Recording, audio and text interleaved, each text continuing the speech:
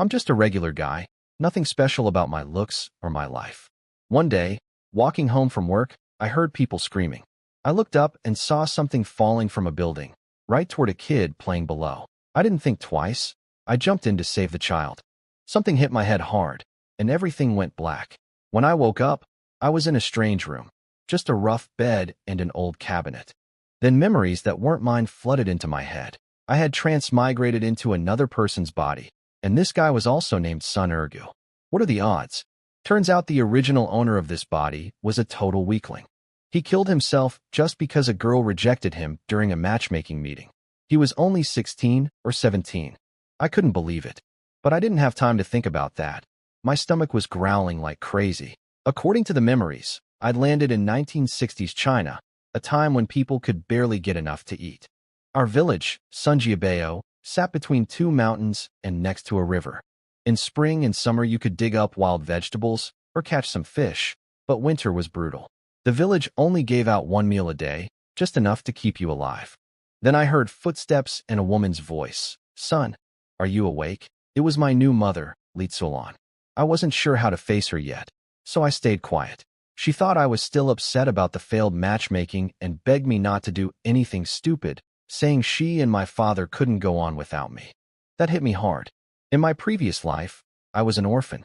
I never had parents who cared about me like this. Right then I made up my mind. Since I'm living in this body now, I'm going to take good care of these people. I told her I was fine. She brought me food, some pickled wild vegetables, and 2 corn buns. My father, Sun Go-sheng, was in the main room holding my little sister, Arya, who was barely 3 years old. She had 2 little pigtails bouncing on her head. Really cute, but her face was yellow from poor nutrition, and her clothes were dirty and too big for her. My father told me not to worry about the matchmaking, that I'm only 17 and there's plenty of time. But I told him I'd rather find a wife myself. That girl today looked like a pig and still had the nerve to call me ugly. My mother jumped right in to defend me, saying I'm the most handsome young man in the whole area. I told her it's because she's so pretty. That made her beam with joy. My father muttered, "Kiss up," under his breath, and my mother immediately turned on him. He backpedaled fast, saying she's prettier than the heavenly fairies. I sat there chewing my corn bun, thinking, my dad's name is Sun Go-sheng, my name is Sun Urgu. So what am I supposed to name my future kid? Doggy? Puppy? Looking at my little sister's thin face, I knew I had to find a way to get some real food soon. This family needs me now. My little sister Arya couldn't sit still anymore. She kept calling out, "Big brother, eat, eat," and kicking her little feet, trying to get to my food. I broke my corn bun in half and held it out to her, but just before she could grab it, I pulled it back and asked, "First tell me, is Big brother good looking?" She nodded right away. "Big brother. Handsome, that's my girl." After eating and chatting with my parents for a while, I went back to my room. There's nothing to do at night in the countryside in this era. No electricity, no entertainment. People either sleep or make babies. I did neither. I lay on my bed trying to sort through the memories in my head. Then I noticed something weird. The jade pendant on my chest was glowing green. I freaked out, ripped it off, and threw it at the wall. After it bounced back, I poked it with my shoe, then with my finger. Nothing happened. I felt stupid for scaring myself. This pendant, I wasn't even sure if it belonged to the original body or came with me from my past life. It looked exactly like the one old man Lou gave me before. Lou was my landlord in my previous life. I found him passed out drunk in some bushes one night and took him to the hospital. After that, he rented me a room and never once took money for it. We became drinking buddies. When his daughter finally took him abroad to retire, he gave me this jade pendant as a farewell gift. He told me his ancestors said it was a treasure from the immortals, and if I could figure out its secret, it would serve me well forever. I tried everything back then, dripping blood on it, chanting spells, bowing, nothing worked. I figured the old man was just drunk talking. But that night, I had a strange dream. An old man who looked like some kind of sage appeared and told me exactly how to activate the pendant. When I woke up, the method was burned into my memory, clear as day. I thought it was just a dream, but something pushed me to try it anyway. The moment I finished the last word of the chant, a flash of light hit my eyes, and my soul was pulled into a completely different place. It was huge, about 4 football fields wide. There was a small mountain covered in green trees, 5 acres of rich farmland ready to be planted, and a crystal-clear spring flowing at the base of the mountain. The air smelled amazing, full of strange flowers and herbs. I touched the soil. It was perfect for growing crops. Then I went to the spring and took a drink. The water was cool and sweet. But right after swallowing it, the most intense hunger I've ever felt hit me like a truck. I felt like I could eat a whole cow. I snapped my soul back into my body and ran straight to the kitchen without even putting on my shoes. I grabbed a raw sweet potato and started devouring it like a wild animal. My mother just stood there staring at me, completely confused. After a long pause, she carefully said, "Son, the porridge is almost ready. Can you maybe wait just a minute?" I ate 5 whole sweet potatoes before my stomach finally calmed down. Then I noticed my mother staring at me with a pained look. I suddenly realized, food is counted in this era. What I just ate probably meant someone else in the family would go hungry. "Mom, I'm sorry. I was just so hungry," I said, feeling guilty. But she just sighed and stroked my head, telling me not to hold back when I'm hungry. That made me feel even worse. I told her I had something to do outside and left the house. Once I was out, I patted my chest in relief. That spring water was terrifying. If I hadn't found food in the kitchen, I honestly felt like I could have tried eating myself. Walking down the village path, I decided to test the jade space. I picked up a stone, thought, collect, in my mind, and it vanished from my hand. I checked inside the space. There it was, sitting quietly on the ground. I kept experimenting. Sticks, grass, bushes, anything I touched could be pulled into the space. I could even use a stick as an extension of my hand and collect things through it. But things like loose dirt, rocks on the ground, and water didn't work as well on their own. I even had a crazy thought. What if I put my hands on the ground and sucked the whole planet into the space? I tried it. Nothing happened. Yeah, I overthought that one. My next priority was food. I never wanted to experience that insane hunger again. And in this era, everyone is short on food. If I could stockpile some in the space, I could help my family when times get tough. I spotted the Huibao River nearby and got a wild idea. I cut a long, thin willow branch, about 4 meters, and found a spot where the water flowed slowly. I dipped the branch in and waited, like some kind of magical fishing. Every time the branch shook, I tried to collect whatever was touching it. First try, a twig. Useless. Second, dead grass. Third, a rock. I kept going until my mind was exhausted. Then suddenly, I felt something big get pulled into the space. I checked. It was a grass carp, 5 or 6 pounds at least, flopping around inside the space. I almost jumped and screamed, but I caught myself. I'm at the age where I need to find a wife. Last thing I need is the village gossips calling me a lunatic. Then I wondered, can the space preserve things long-term? What if everything just rots in there? That would be a disaster. I thought, it would be great if time could stop inside. The second that thought crossed my mind, the fish froze mid-flop, completely still, like someone hit pause. I pulled the branch out of the water and sat there recovering. Using the space that much drained my mind badly. After about half an hour, my head cleared up enough to walk home. On the way, I ducked behind a haystack where nobody could see me and pulled the fish out of the space. The moment it hit the real world, it started flopping around like crazy, perfectly alive and fresh. So the space really does preserve things with time frozen. I collected the fish back in and headed home. When I got back, my mother was busy making cornflour pancakes. Not the usual thin porridge, but actual solid pancakes. She made them just for me because she was worried I was hungry. In this era, that's a big deal. There's no such thing as lunch in the countryside. Watching her fuss over the stove while my little sister stood on her tiptoes trying to peek into the pot, my eyes got wet without me even realizing it. In my past life, I was an orphan. Nobody ever cooked something special just for me. My mother turned around, saw my teary eyes, and immediately got protective. What happened? Did some woman call you pretty boy again? Tell me who. I'll go rip her mouth off. I wiped my face quick and said, "It's nothing, Mom. Just got some wind in my eyes." After eating, I went back outside. I had planned to keep that fish in the space for a few days to test the preservation, but I changed my mind. I kept thinking about how my mother's stomach was growling, but she told me she wasn't hungry, just so I could eat more. She was skipping meals to save food for me and my sister. That broke my heart. I walked around for a bit, then came home carrying the big fish. My mother was shocked. I told her I was walking by the river, and the fish just jumped onto the bank by itself. She believed me without question. In her mind, her son would never lie. I joked, "Mom, let me go out again. Maybe I'll find more good stuff." She started cleaning the fish right away since the weather was getting warmer and she didn't want it to spoil. This time I headed for the mountains behind our village. Sunjiabeo is built against the mountains, and my family lives at the bottom near the river, so I had to walk through the whole village to reach the mountain path. It was early spring, so most adults were out in the fields turning the soil.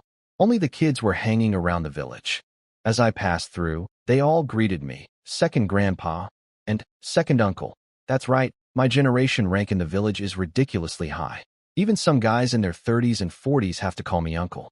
After spending my whole past life being the low man on every totem pole, suddenly being everyone's elder felt pretty damn good. Talk about a promotion. Up on the mountain, patches of snow still crunched under my feet. I stayed away from the deep forest. Bears and wild boars that starved all winter were out roaming and hunting for food, and I had no intention of becoming a bear's breakfast delivery. About 20 minutes in, I spotted some wild rabbits near a dirt mound. They were way too fast to chase, so I came up with a plan. I grabbed some rocks, crept close, then suddenly threw the rocks and shouted. The rabbits panicked and bolted straight into their burrow, exactly what I wanted. I quickly blocked every exit I could find with stones. Then I broke off a long, thin branch from a tree that looked like red willow, flexible and long enough to reach deep into the burrow. I poked the branch inside, and every time I felt it touch something, I used the jade space to collect it. 1, 2. I kept switching angles and poking deeper. When I finally felt nothing moving inside, I stopped and checked the space. 6 rabbits were huddled in there, looking around in confusion. They were skinny, just skin and bones after winter, but 6 rabbits is still a solid haul. My mind immediately started racing through recipes. Rabbit stew, braised rabbit, spicy rabbit heads.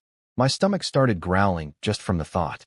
I cleared the stones from the burrow entrances before leaving. No point destroying their home. Maybe more rabbits would move in later, and I could come back for round 2.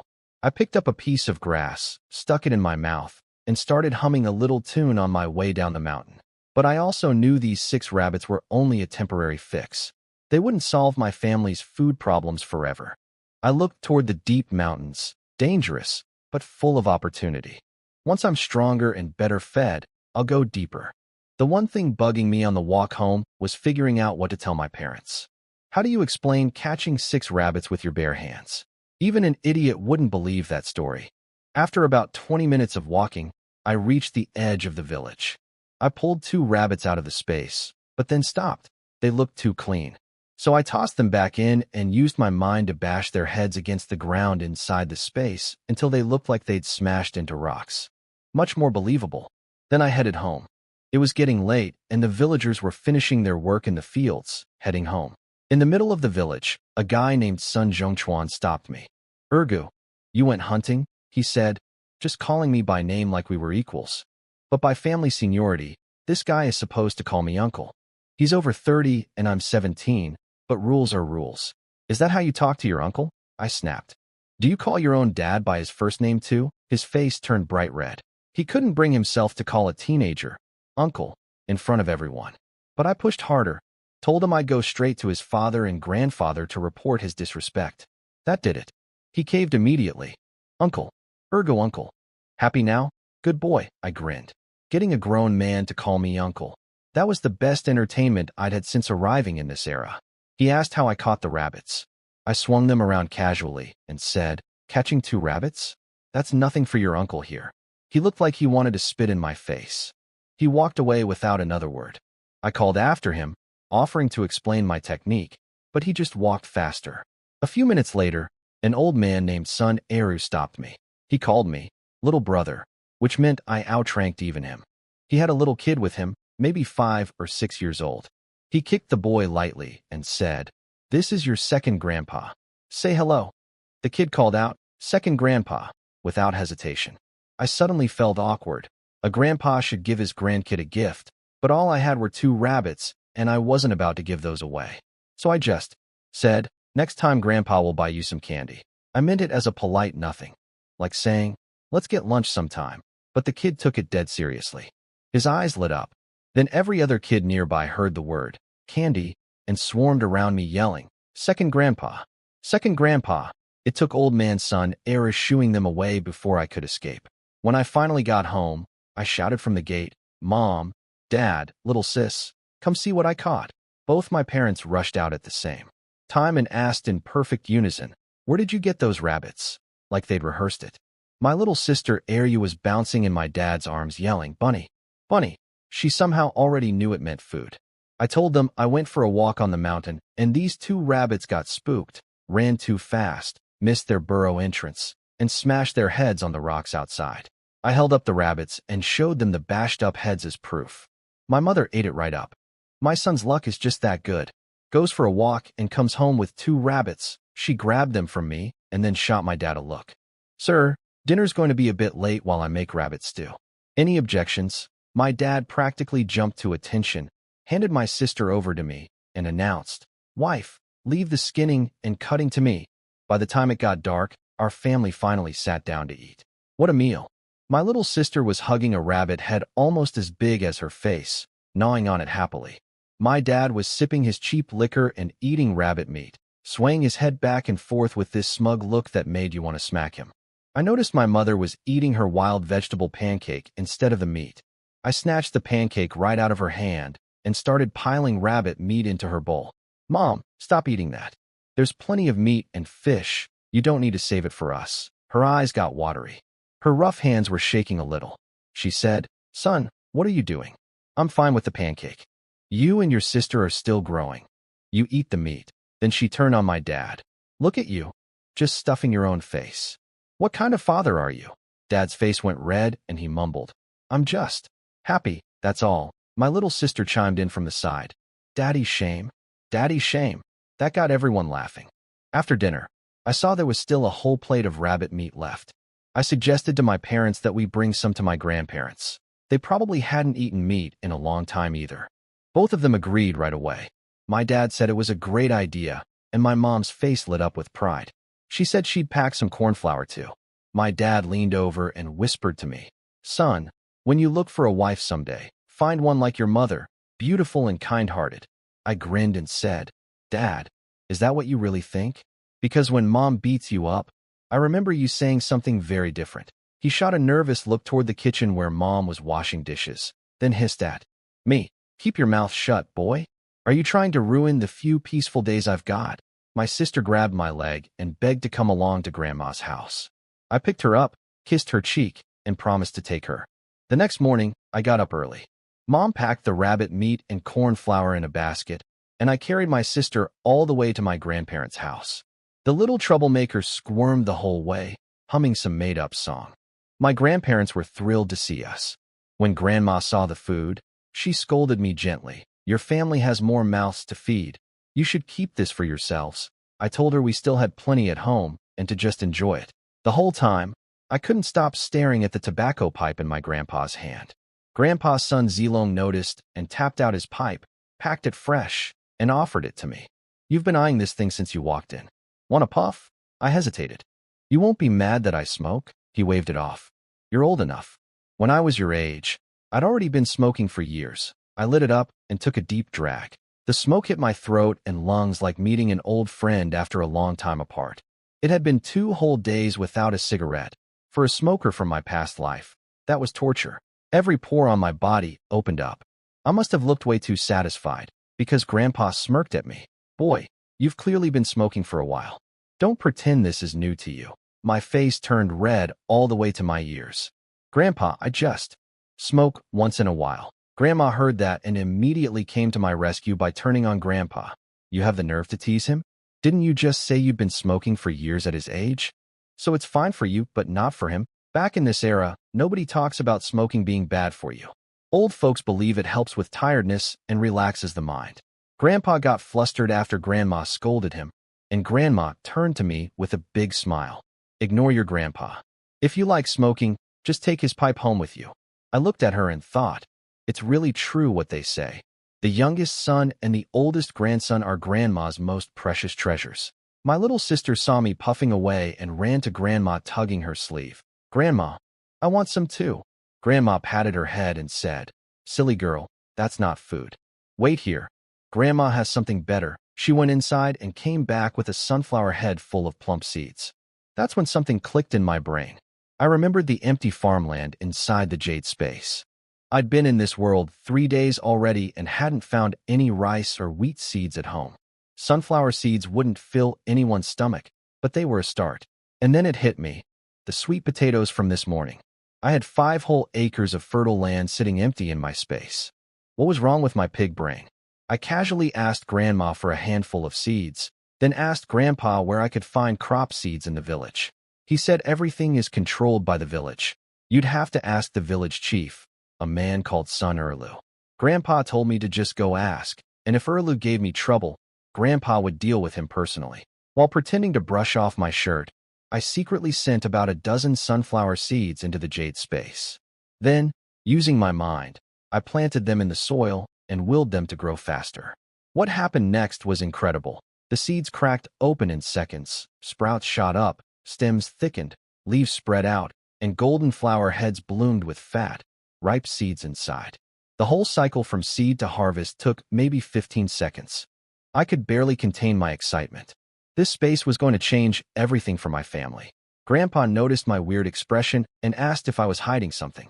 I quickly said I was just happy about helping my friend get some seeds.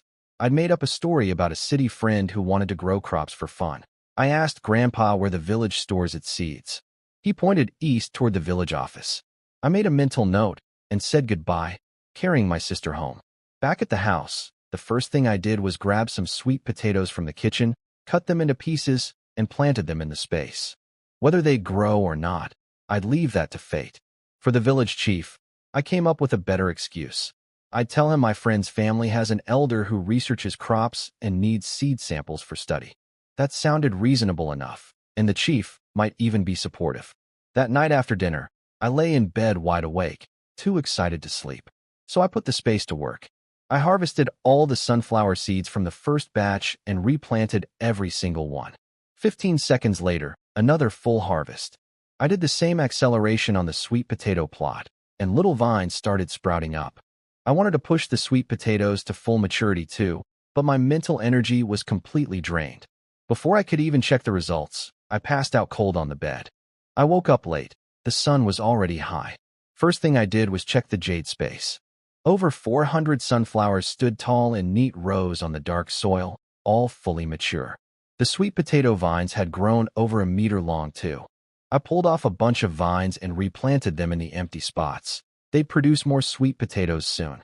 The sunflower seeds were beautiful, big, round, and shiny like black pearls. I grabbed some burlap sacks I'd found at home, sent them into the space, and used my mind to strip all the seeds off the flower heads and fill 2 sacks. I pulled them back out onto my bed and lifted them, at least 200 pounds. Not bad. I stored them back in the space and got dressed. Nobody was home. My parents were out working in the fields, and my sister went with my mom. This era runs on work points. No work, no food.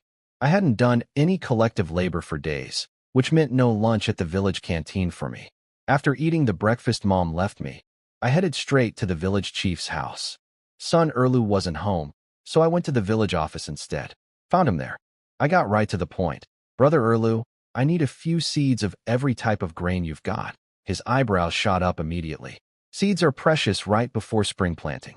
So I pulled out my story about a friend whose family elder works at some kind of National Grain Research Institute. I was going to make up a fake name, but Erlu actually knew the real one and said it himself, the National Grain and Material Reserve Research Institute. I just went along with it. Lucky break. He thought about it seriously, then grabbed his keys. The seed storage is next door. Take what you need, but only a few of each. I'll be watching. The storehouse smelled like grain. Bags of seeds lined the shelves.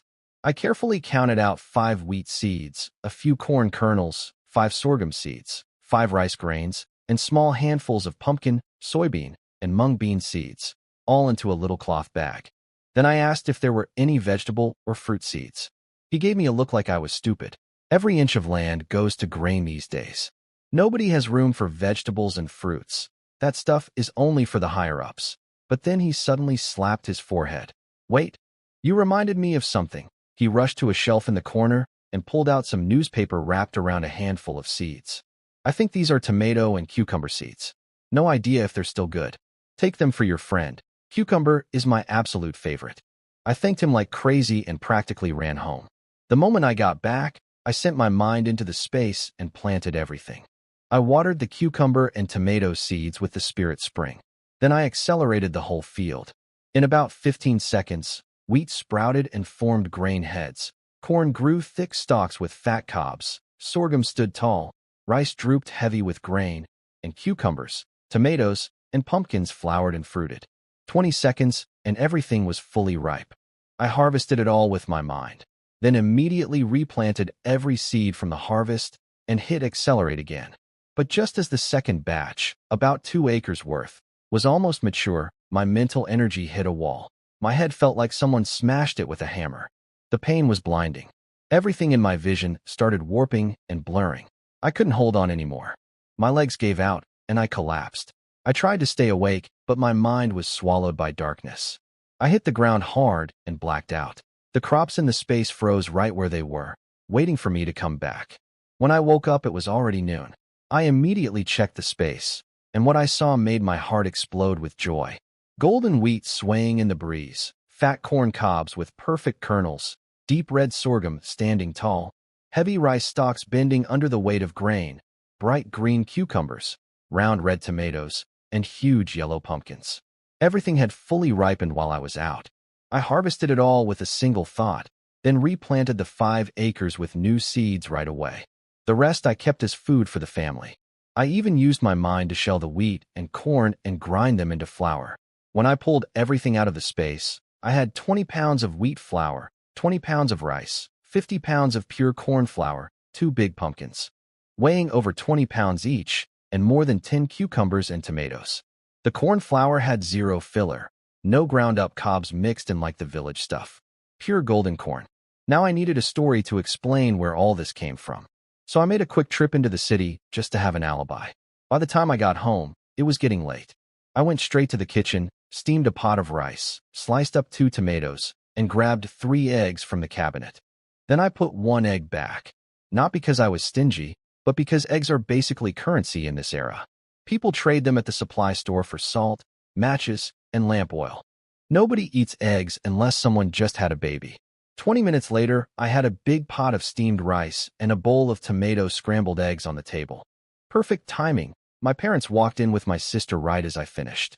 My little sister started sniffing the air like a puppy, her tiny nose twitching. Adorable.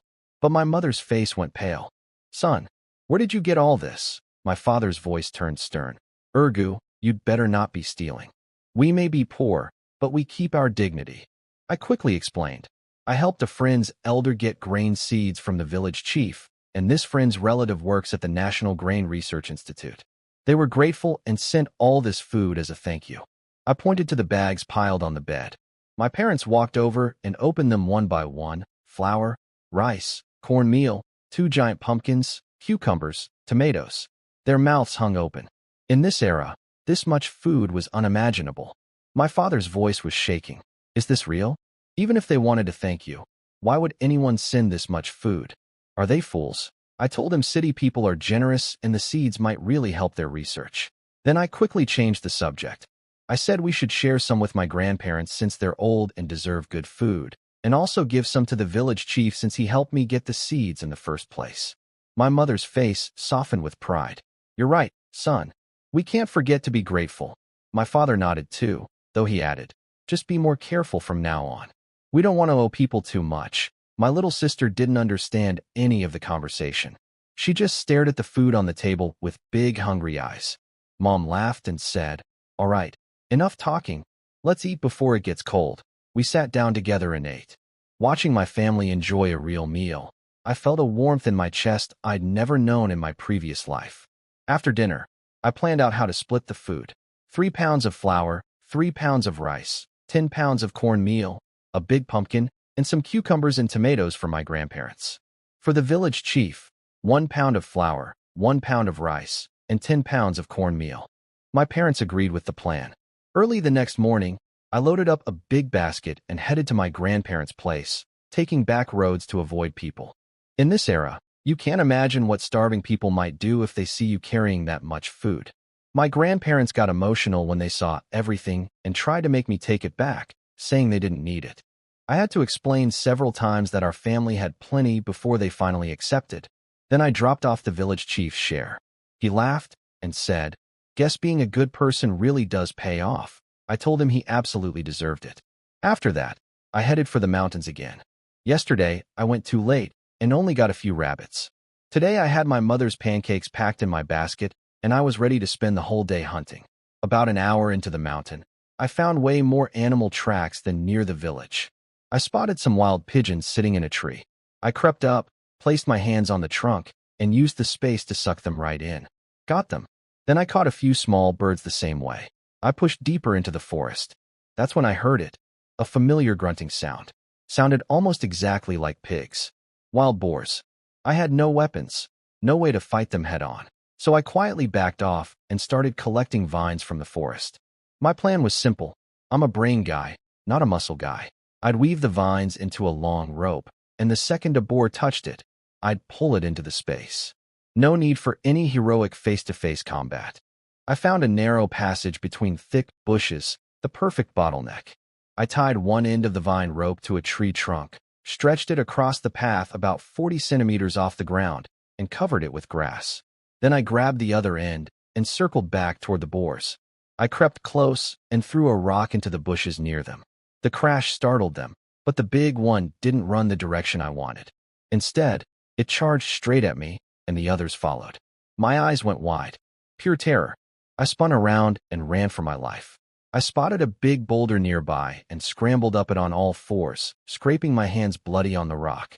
I made it to the top just as the boars reached the base.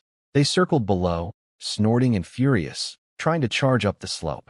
But the rock was too steep and slippery. They kept sliding back down. Once my heartbeat slowed from about to die to just terrified, I had an idea. I still had a vine in my hand. I leaned over and whipped it down at the biggest boar.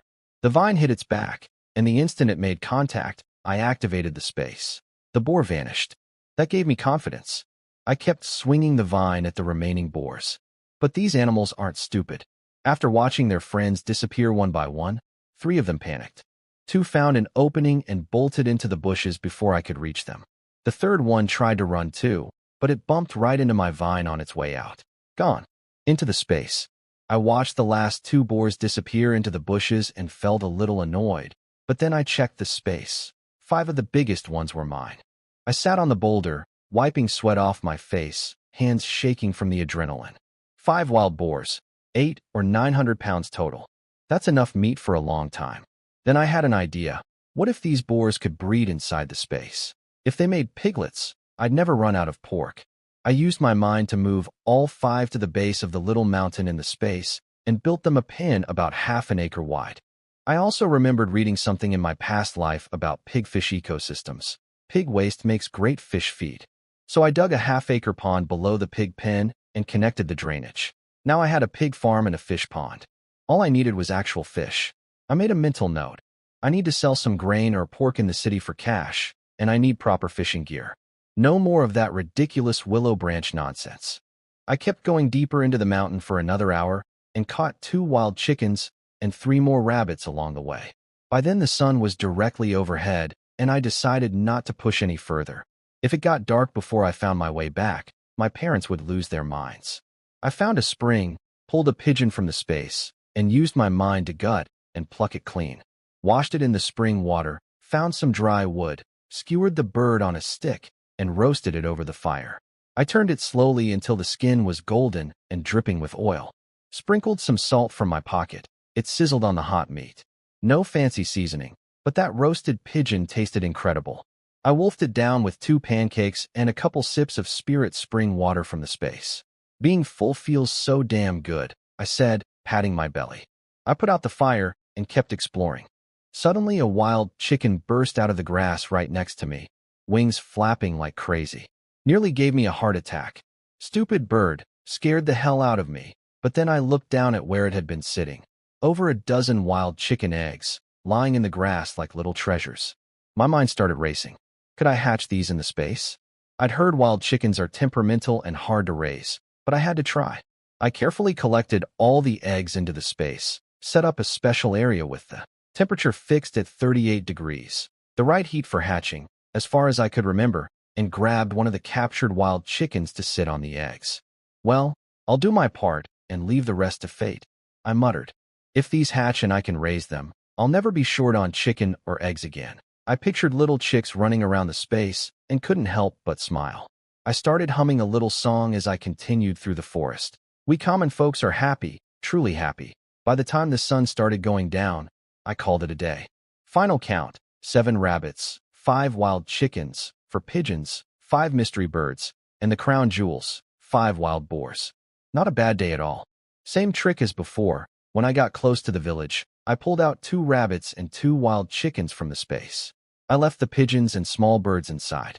Those things have barely any meat on them, and I couldn't explain how I caught birds with my bare hands. What was I going to say, that I can fly? This time I got smarter. I stuffed everything into a burlap sack so nobody could see what was inside. If anyone asked, I'd say it was wild vegetables from the mountain. And if some fool actually tried to grab my sack and look inside, tomorrow my mother would be at their doorstep screaming their ears off. Knowing her temper, nobody in this village would dare mess with me. Between my high seniority rank and her fierce personality, I could practically run this place if I wanted to. Nobody bothered me on the walk home.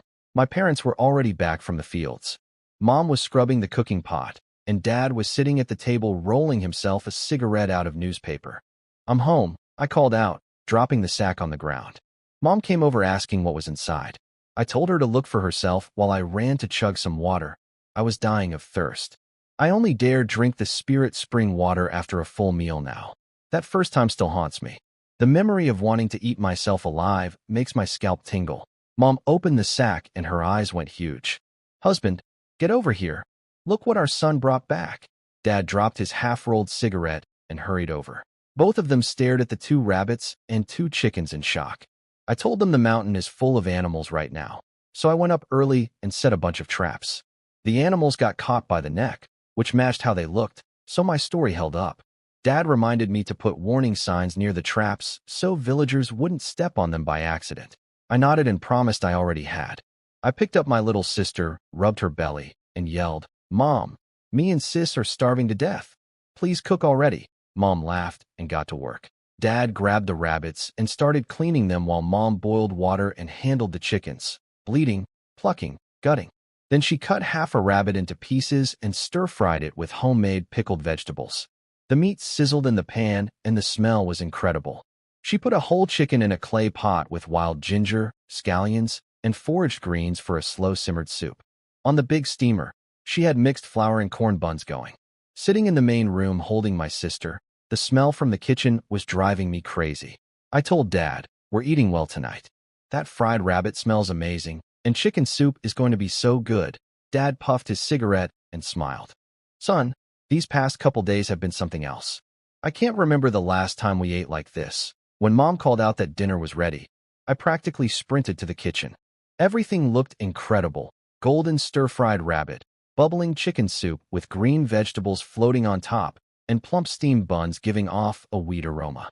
I grabbed a bun, bit into it, stuffed a piece of rabbit in my mouth, and mumbled with my cheeks full, "Mom, your cooking is amazing." She beamed and said, "Eat as much as you want. There's plenty tonight."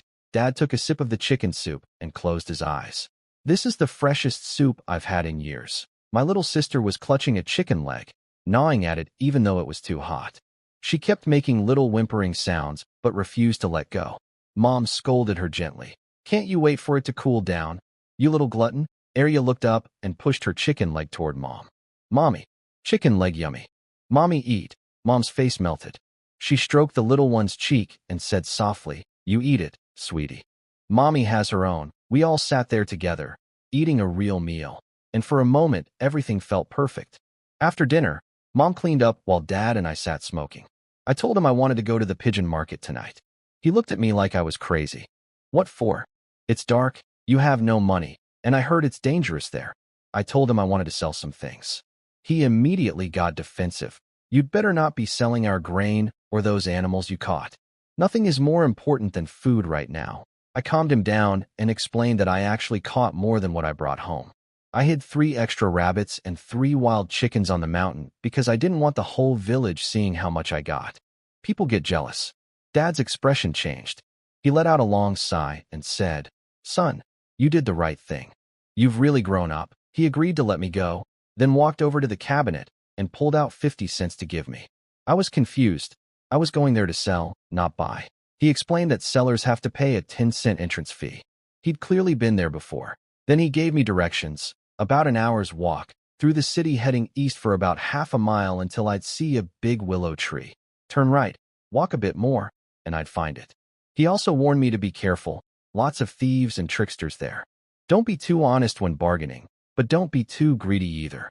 And if someone tries to rob me, just let the stuff go. Dad wanted to come with me, but I talked him out of it. We couldn't leave Mom and my sister home alone at night with all that food in the house. I told him I'd just sell the extra game, buy some salt and daily supplies, and come straight back. He patted my shoulder and told me to be safe. I went to my room to rest, but couldn't sleep. I was too excited about seeing a real black market. Around 11 at night, I grabbed a flashlight and slipped out quietly. The walk took about 50 minutes. I found the big willow tree Dad described, turned right, and soon spotted a narrow alley with flashlight beams flickering inside. This was it. 2 big guys stood guard at the entrance. One asked in a low voice, "Buying or selling?" "Selling first, then buying." "Entrance fee, 10 cents. I paid and walked in with my sack. The place was packed, people sitting on the ground, carrying bundles, stalls scattered everywhere. I found a corner, set my sack down, and waited nervously.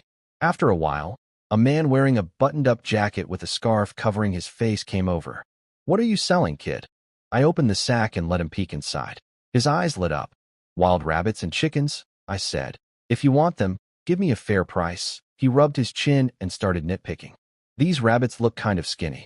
The chickens don't have much meat either. I've spent over a decade dealing with people like this in my past life." I knew exactly what he was doing. He wanted the stuff, but was trying to lowball me. In this era, sellers hold all the power. So I didn't play nice. "Brother, these were caught fresh today. If you want them, name your price. If you're just here to waste my time and haggle me down, then no thanks. Doors that way." The man in the jacket saw I wasn't someone he could push around, so he quickly changed his tune. "Brother, I was just talking, don't get upset. How about 3 yuan per chicken and 5 per rabbit? I'll take them all." I lost all interest in dealing with him. I held up my hand and said, "Goodbye? Not selling." He panicked and offered me a cigarette to keep talking. I took it, secretly checked it inside the space to make sure it wasn't tampered with, then lit it up. I told him straight, "Pork goes for at least 3 yuan a pound here. Even priced lower, my chickens are worth at least 6 yuan each, and my rabbits weigh 5 or 6 pounds apiece." His offer was insulting. While we were going back and forth, a few more people gathered around. A man with a raspy voice spoke up. "Brother, your price is fair. If he doesn't want them, sell everything to me." The jacket guy lost it. "What the hell? I was here first." The raspy-voiced man didn't hesitate. He slapped the guy right across the face. "Watch your damn mouth." The jacket guy instantly deflated. He stammered that he never said he wasn't buying, quickly pulled out 2 big black 10 yuan bills, grabbed 1 chicken and 1 rabbit from my sack, and scurried off. The raspy man snorted in disgust. "Coward. On the battlefield, I would have shot you." That comment made my heart skip.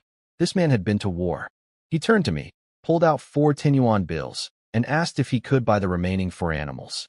I looked at him for a moment, then took only 3 of the bills. He stared at me, confused. I told him, "I can tell you're a soldier, a real hero. I'm just a regular guy trying to feed my family. I can't do much, but the discount is my way of showing respect." He went quiet for a second, then burst out laughing, loud and booming, turning heads all around the market. He slapped my shoulder hard and said, "Kid, I appreciate the thought, but compared to the brothers who died on the battlefield, I'm nothing. You earned this money fair and square." He stuffed the 4th bill back into my hand. I tried to refuse, but he waved me off. "We don't take a single needle or thread from the people. That's our rule." He picked up the sack and walked away, calling back over his shoulder, "Consider this sack alone. Next time we meet, I'll return it." I put the money away carefully. 60 yuan, a fortune in this era. To put it in perspective, A schoolteacher's monthly salary of 27 yuan can feed a family of 6. The jacket guy crept back after the soldier left, trying to act tough again and asking if I knew who that man was. I didn't even bother responding. Typical coward, hiding when the strong man's around, strutting when he's gone. I walked through the market and bought salt, matches, and 2 pounds of cooking oil. Then I went looking for what I really wanted, ration tickets. I found a ticket dealer named Lu Isho and asked about prices for tobacco tickets, liquor tickets, sugar tickets, cloth tickets, and shoe tickets. He looked surprised that I wanted so many different kinds and asked if I could actually afford them. He handed me a cigarette, which I checked inside the space before smoking. Old habits now. Can't be too careful when you're walking around with 60 yuan in your pocket.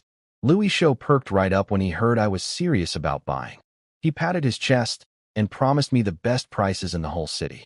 I just smiled when Lu Isho promised me the best prices. Salesmen's mouths are full of lies. Only a fool would take that seriously. He listed the prices. Class A cigarette tickets 40 cents each, Class B 20 cents. Class A liquor tickets 80 cents, Class B 22 cents. Cloth tickets 1 yuan 80 per unit. Sugar tickets 80 cents per pound. Shoe tickets 12 cents each. I winced internally. These tickets weren't cheap at all. He looked at me eagerly, probably hoping I'd say, "Give me everything you've got." Instead I said, "I don't have money." His jaw dropped. "What?" I said, "I don't have money." He started getting angry, thinking I was messing with him. But before he could finish his threat, I cut in. "Can I trade grain instead?" He froze again. "Did I hear you right? You want to trade grain?" "That's exactly what I said. Any kind of grain work for you." His head started bobbing like a chicken pecking corn. "Yes, any grain. Anything edible. I'll give you the highest price in the whole city." I couldn't help myself. "So when I'm buying tickets, you give the lowest price, and when I'm paying with grain, you give the highest?" "Brother, you're not running a business. You're running a charity." His face went red. Fair enough. Those were just his standard sales lines that nobody usually calls him on. He counted up his inventory. 10 Class A cigarette tickets, 20 Class B, 15 Class A liquor tickets, 20 Class B, 12 pounds of sugar tickets, about 10 meters of cloth tickets, and 10 shoe tickets. Grand total, 46 yuan. Then he asked what kind of grain I was offering. I said, pumpkins and sweet potatoes. Half the excitement drained from his face. He was hoping for rice or wheat. But food is food in these times, so he nodded and quoted me. 50 cents per pound for pumpkin, 12 cents per pound for sweet potato. I did the math. My pumpkins weigh 20 to 30 pounds each. 3 or 4 would cover a big chunk. I need close to 400 pounds of sweet potatoes for the rest. But these tickets were worth it, especially the cigarette ones. A man needs his smokes. I agreed to give him 3 big pumpkins plus some sweet potatoes, with any extra value going toward more tickets. Then I walked out to find a private spot to pull the goods from the space. Came back 30 minutes later with empty hands. Lu Isho ran up to me panicking. "Where's the food?" I shrugged innocently. 4 pumpkins weigh 100 pounds. The sweet potatoes are close to 400. "You expected me to carry all that back here," he cursed under his breath. I told him to follow me, and if he couldn't carry it all, he should bring help. He rolled his eyes at me. After 5 or 6 minutes of walking, I could tell he was getting nervous, probably thinking I was leading him into a trap and getting ready to bolt. But then I pointed around a corner at 3 massive pumpkins and 2 sacks of sweet potatoes. He didn't approach right away. He just stared at me for a long, uncomfortable moment, so long I was about to punch him. Then he walked over, inspected everything, knocked on the pumpkins, heard the satisfying thud, and nodded approvingly. Not bad at all. Then he stuck his fingers in his mouth and let out a sharp whistle. Seconds later, 4 men dressed in black came running out of a dark alley nearby. When those 4 guys in black came running out of the alley, my guard went up instantly. I jumped in front of Lu Isho and started yelling into the darkness. "Second uncle, third uncle, fourth uncle, fifth uncle, don't shoot. They're just here for the grain. Keep your fingers off the triggers." Lu Isho and his guys froze in terror. Lu ducked behind my back, voice trembling. "Brother, this is a fair deal. You're not trying to rob us, are you?" I kept shouting warnings to my imaginary army of uncles hiding in the shadows. After a long silence with no response from anywhere, Lu nervously asked, They heard us, right?" I shoved him away and yelled at him for scaring me with those guys popping out of nowhere. He apologized frantically. explaining they were just there to carry the goods. I moved the pumpkins and sweet potatoes over and told him to take his stuff and get lost. After his men hauled everything away, Lou calmed down and pulled out his bag. We still had about 2 yuan of difference to settle, so I picked out 6 tea mug tickets, 2 toothpaste tickets, and 8 toothbrush tickets. He waved off the small difference and said he valued our friendship more than the change. We shook hands and agreed to do business again. As I walked away, I drew 2 circles above my head with my hand, a signal to my non-existent uncles. Behind me, Lou was wiping cold sweat off his forehead, muttering about how lucky he was that I played fair. The whole walk home, I couldn't stop grinning. Money earned, tickets secured, and I'd scared a black market dealer half to death with uncles that don't exist. When I snuck through the front door, I heard a single cough from the main room. Dad, waiting up for me. I coughed back once. No reply. Everything was understood without a word. My heart felt warm. Next morning, I showed Dad the salt, matches, and other supplies, and told him I'd made 60 yuan. He didn't even look twice at the money, just told me to keep it. He and Mom don't need cash in the countryside. I told him I'd bought shoe tickets and wanted to take everyone into the city for new shoes. He refused for himself and Mom, saying their shoes would just get ruined in the fields anyway. But he told me to buy my sister's shoes 2 or 3 sizes too big so she could wear them next year too. Mom came in with breakfast and said the same thing. Don't worry about us. Buy whatever you think you need. After they left for collective work at the village office, I picked up my little sister and headed for the city. Today's mission: shopping. Shoes for the family, cigarettes for me, candy for my sister, and a couple bottles of liquor for Dad. The little one was bouncing with excitement. She started out riding in my arms, but as we got closer to the city, she insisted on walking. After that, she was a free spirit, chasing butterflies, squatting to stare at flower buds, running in circles. A 30-minute walk turned into almost an hour. We finally arrived at our destination, the Zibiaman supply store. At the supply store, the clerks barely glanced at us when we walked in. I went straight to the shoe section and found my sister a pair of red cloth shoes with a cute tiger face on them.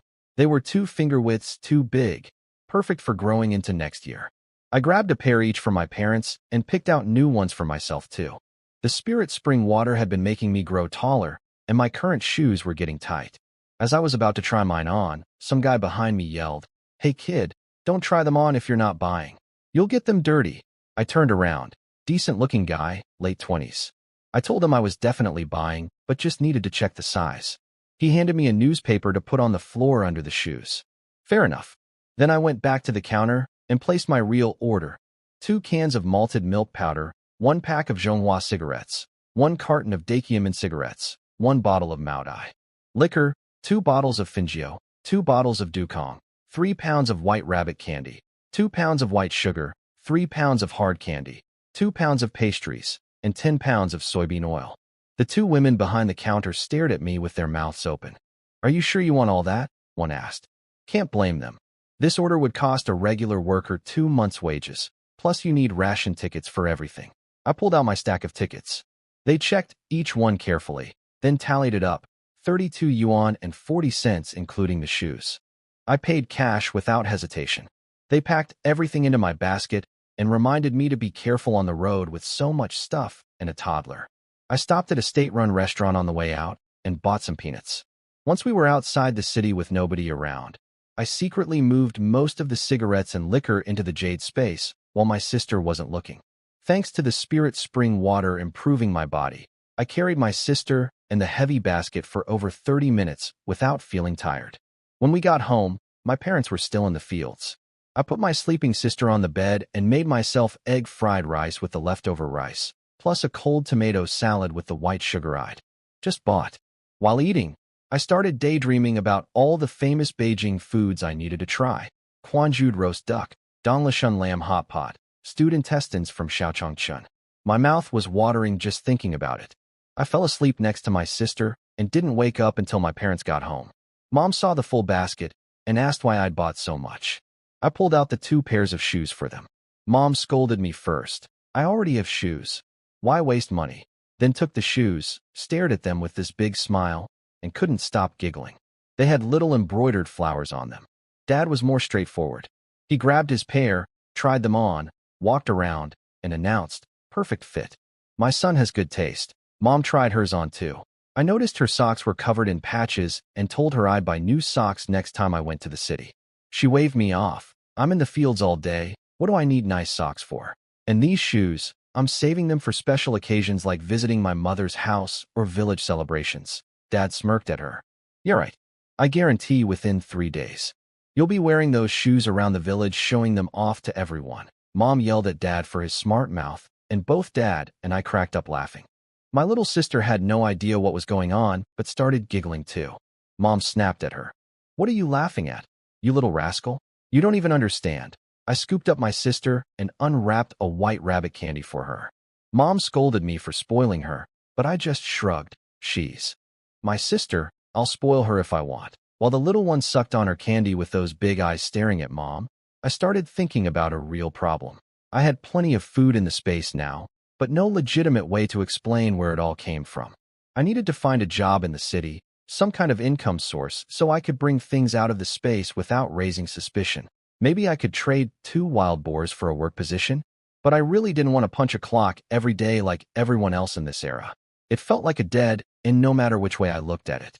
Mom went to cook dinner, a pot of dough drop soup and a plate of stir-fried wild greens. I pulled out the peanuts I'd bought earlier and the bottle of Moutai, and asked Dad if he wanted a drink. Dad, the classic henpecked husband, didn't answer me. He just looked at Mom with a goofy grin. Mom rolled her eyes. For heaven's sake, you're a grown man. Your son offers you a drink, and you stare at me like I'm going to stop you? When have I ever kept you from drinking? Dad happily agreed, and was thrilled it was Moutai. But the second Mom heard the word, Moutai, she jumped off her seat, snatched the bottle from my hand, and declared, "This is way too good for your father. Save it for your grandpa. You two drink something else tonight." Dad looked at me with desperate, helpless eyes. I could only shrug. Sorry, Dad. He leaned in and whispered, Son, do you have more Moutai? Nope. Just Fingio and Nolanshan. Pick one. His face lit up at Fingio, but Mom overheard and got worked up again. Wait, someone told me Fingio is even more expensive than Moutai. Give me the Fingio and let them have the Moutai instead, I finally said. Mom, are you going to let us drink anything at all? She went quiet. A mother can't say no to her son. I poured Dad his drink, then pulled out the pack of premium Zhonghua cigarettes. I gave Dad a look, then glanced at Mom. Dad shook his head seriously. Then before I could say a word, he swiped the whole pack and shoved it in his pocket. I wasn't having that. Dad, I think you grabbed the wrong pack. Those are mine. Under Mom's death stare, Dad reluctantly pulled the cigarettes back out. Must have picked them up by accident. Come on, son, what's yours and mine? Cigarettes are cigarettes. They all make smoke. If any smoke will do, I fired back. Then why don't you stick with your homemade tobacco? Mom jumped in. To lecture him. You're a grown man fighting your own son over a pack of cigarettes. He works hard to buy something nice, and you try to pocket it? Have some dignity. Dad mumbled that he was just joking, face turning red. I looked at Mom and gave her a thumbs up. Mom, your discipline game is strong. She glared at me. You two are unbelievable. The father acts like a child, and the son eggs him on. I give up. Dad and I looked at each other and burst out laughing at the same time. Dad put his arm on my shoulder. Who says my son isn't a good son? Look, bought his old man cigarettes and liquor. Kid's a saint. I nodded enthusiastically. Exactly. Dad's lucky to have me. He probably smiles in his sleep. Mom shook her head at both of us, but couldn't hide her own smile. No question about it. You two are definitely father and son. Shameless runs in the blood. The next morning I woke up to an empty house. My parents took my sister to the fields so she wouldn't disturb my sleep. After breakfast, I decided to head into the city just to look around. Half an hour of walking later, my legs were killing me. First thing I'm buying when I have enough money is a bicycle. Even a used one. I stumbled onto a bus stop and somehow ended up boarding a bus without really thinking about it. The ticket lady looked at me and asked where I was going. I told her honestly. First time in the city, no idea, just exploring. She suggested Beihai Park, said it was a few stops away and popular with visitors. I thanked her, paid 2 cents for the ticket, and she seemed delighted every time I called her sister. At the park entrance, I spotted a state-run shoe repair stand.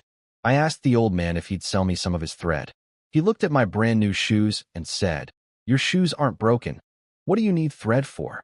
I explained louder that I just wanted to buy the thread, not get shoes fixed. He grumbled about me yelling, charged me 20 cents, measured out about 7 arm lengths, snipped it off, and told me to get lost. Now I had fishing line, but no hook. I stood there thinking, and the old man looked up again. Why are you still here?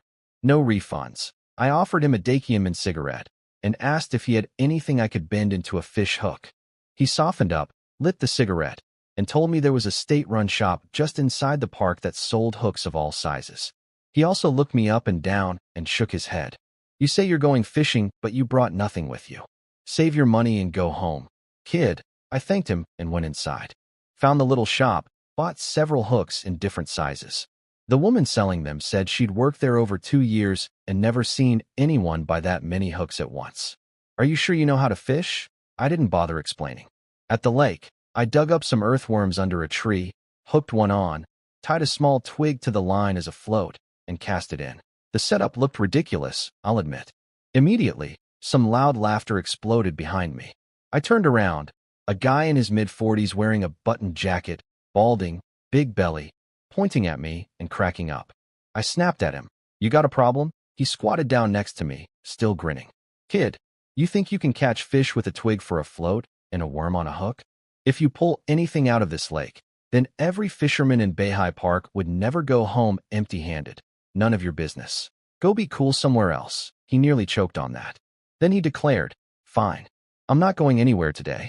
I'll sit right here and watch. If you actually catch a fish, I'll personally apologize. Who needs your apology? I turned back to my floating twig. A crowd of onlookers had already gathered, and someone chimed in helpfully. Young man, there's no way you're catching anything like that. Just go home and stop wasting your time. I ignored everyone and kept my eyes locked on the twig floating in the water. The bald guy in the jacket kept running his mouth to the crowd. Look at this kid. One line, one hook, no weight. And that hook is the size of a baby's fist. What fish in this lake could even swallow that thing? People were laughing and making fun of me. But then I noticed something. 2 fancy pins clipped to the guy's chest pocket. I changed my mind about the bet. If I catch a fish today, I called out, forget the apology. Just give me one of those pins. He burst out laughing again. Deal.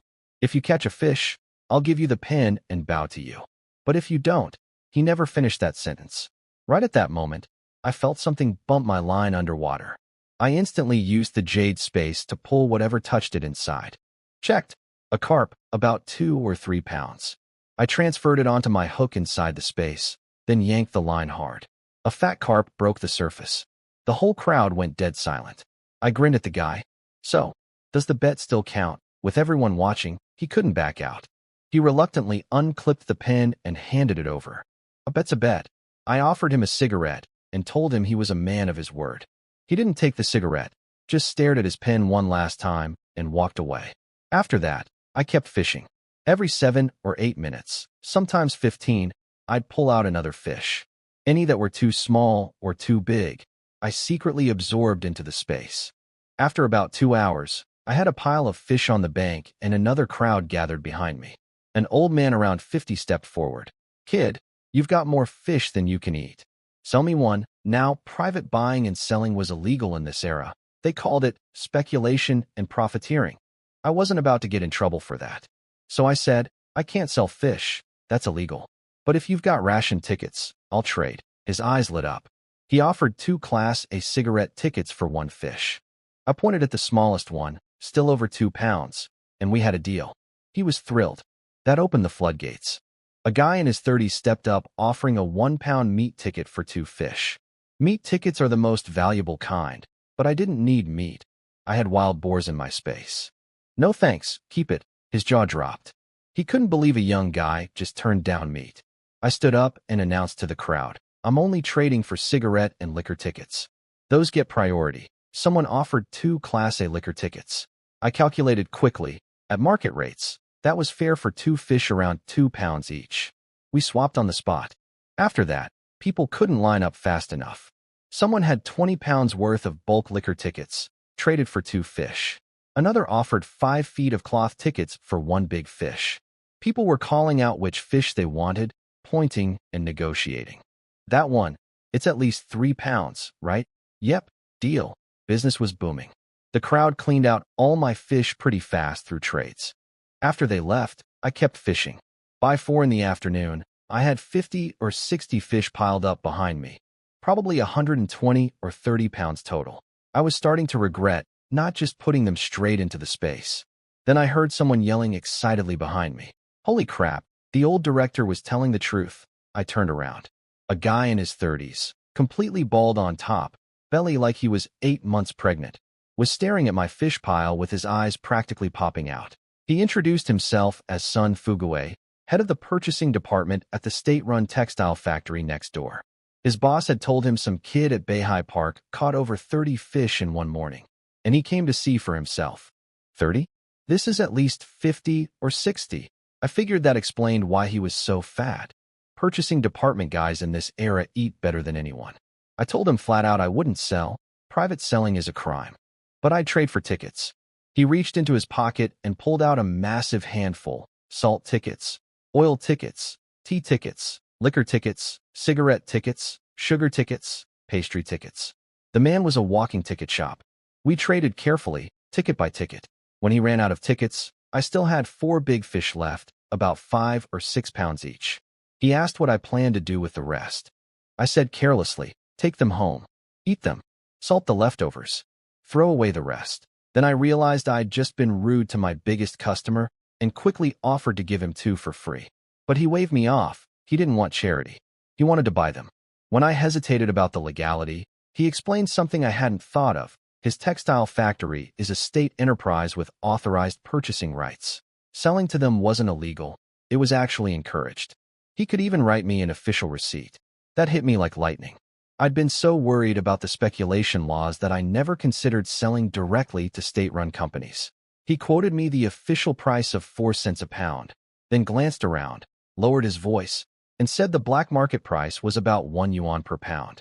My remaining fish weighed around 20 or 30 pounds total. He pulled out 3 10-yuan bills and said, let's just call it 30 deal. What could I say? I took the money. After his people hauled the fish away, he told me to come find him at the textile factory anytime I had fish or game to sell. Just give his name at the gate. He asked for my name. When I said, Sun Ergu, he grinned. Hey, we share the same surname. You'd better think of me first from now on. Then he threw his arm around my shoulder like we were old buddies. I'm not big on man-hugging, so I slipped out of his grip as smoothly as I could. After he left, I kept fishing, but this time I didn't pull a single one to shore. Every fish that touched my line went straight into the space. I had plenty of room in there. Around sunset, I packed up, caught the bus back, and stopped at the supply store. I pulled out all the tickets I'd traded for that day and ordered a carton of Dakiaman cigarettes, 1 bottle of Maotai, 2 Fingio, 2 Dukong, and 10 pounds of bulk liquor. The clerk recognized me from yesterday. Didn't you just buy all this stuff? Already finished, I lied without blinking. Oh, I'm just the delivery guy. I sell what the village catches and buy what everyone needs. The supply store clerk got curious and asked what my village usually sells. I told her, fish, wild boar, rabbits, chickens, that kind of thing. Her eyes went wide and she asked if I could sell some to the supply store next time. I hesitated about the legality, but she explained that her store also has authorized purchasing rights, same as the textile factory. She also pointed out that even the speculation enforcement officers give everyone advance warning before raids. Nobody actually wants to push starving people over the edge. That made me think of the old saying, don't put all your eggs in one basket. Having multiple buyers was smart. I told her I'd bring stuff by whenever the village caught something. She was thrilled.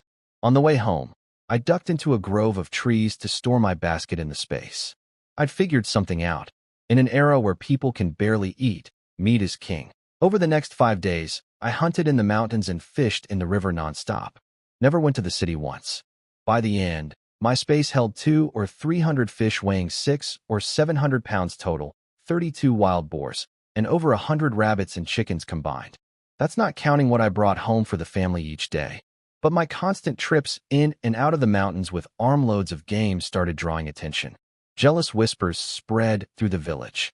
I'd expected this, so I decided to share some of today's catch with the villagers. Those kids calling me Uncle and Grandpa every day. I should return the kindness. Early morning, I headed deep into the mountains. The outer areas were practically cleaned out from my raids over the past few days. After walking over 2 hours, I sat on a boulder to rest and munched on a cucumber from the space, wishing I had some actual fruit. Then I heard it, soft grunting sounds. My ears perked up instantly. Wild boars. And from the sound of it, a lot of them. I crawled through the grass toward the noise. These past few days of hunting taught me that wild boars are much smarter than I thought. With an incredible sense of smell, they can detect food from 5 kilometers away. I'd actually caught several by digging pit traps baited with corn and sweet potatoes. After 15 minutes of crawling, I peeked over a ridge and my heart nearly stopped. A massive herd, at least 12 or 13 boars, was gathered around a mud pit next to a patch of wild vegetables. The leader was enormous, easily 280 to 300 pounds. I lay there thinking hard about how to catch them all. No great ideas came to mind, so I decided to go with the vine rope method again. Scare them into running through vines I could use as contact points for the space. This time I made sure to plan an escape route first. I wasn't about to repeat the boulder incident. Just as I was about to crawl away to find vines, a terrifying roar echoed through the forest from not far away. That terrifying roar startled me and the whole boar herd at the same time.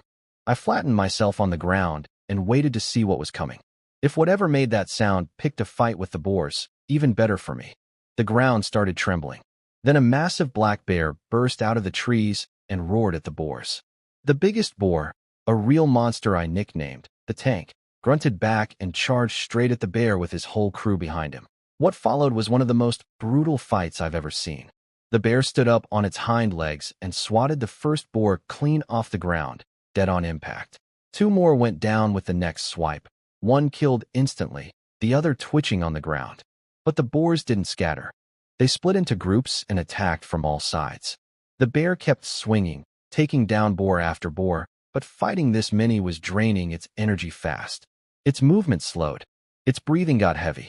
The Tank saw its chance and led the strongest remaining boars in one final charge. The bear managed to injure 3 more, but it was running on empty. The Tank drove its tusks into the bear's hind leg. Blood everywhere. The bear crashed to the ground. But as the Tank moved in for the kill, the bear's last swipe smashed right into its tusks. The Tank collapsed too. The 3 surviving small boars bolted into the trees, terrified. I lay there watching with my eyes glowing. When the clam and the crane fight, the fisherman wins. I grabbed a vine, scrambled to my feet, and ran toward the battlefield. The bear and the Tank were both alive, but completely spent, too exhausted to stand. I touched them with the vine and sucked them both into the space. Then I collected all the injured boars, and finally the dead ones. 3 little ones escaped, but they were barely any meat, no loss. I checked the space and grinned. What a haul. 2 hours later, I reached the lower mountain near the village. I pulled out 2 dead boars from the space, about 120 or 30 pounds each, both killed by the bear's paw. The wounds were still bleeding, which was perfect for my story. I ran down to the village. Since it was spring planting season, only kids and old folks were around. I waved over 3 boys around 7 or 8 years old. Listen up, grandsons. Your grandpa just found 2 huge dead wild boars on the mountain. Run and find your village chief grandpa. Tell him to send men to carry them down. Got it. The kids exploded with questions all at once. Is it real? Do we get to eat boar meat tonight? If we deliver the message, can we get extra? I gave each of them a knock on the head. Less talking, more running. When I saw their little faces crumple, I pulled out 3 white rabbit candies. 1 each. But you can only eat it after you've found the village chief. Understood. The tears vanished instantly. Yes. Yes. Understood. They snatched the candies and took off running like their lives depended on it. I finally sat down to rest. I wasn't trying to be mean to the kids. I was worried. These boars were still dripping blood, and there are wolf packs in these mountains. The last thing I wanted was for wolves to smell the blood and steal the meat before the villagers could carry it home. About 15 minutes later, village chief's son Erlu came running up the hill with a dozen men. Is it true? You really found 2 wild boars? I put on my exhausted act and told them the story.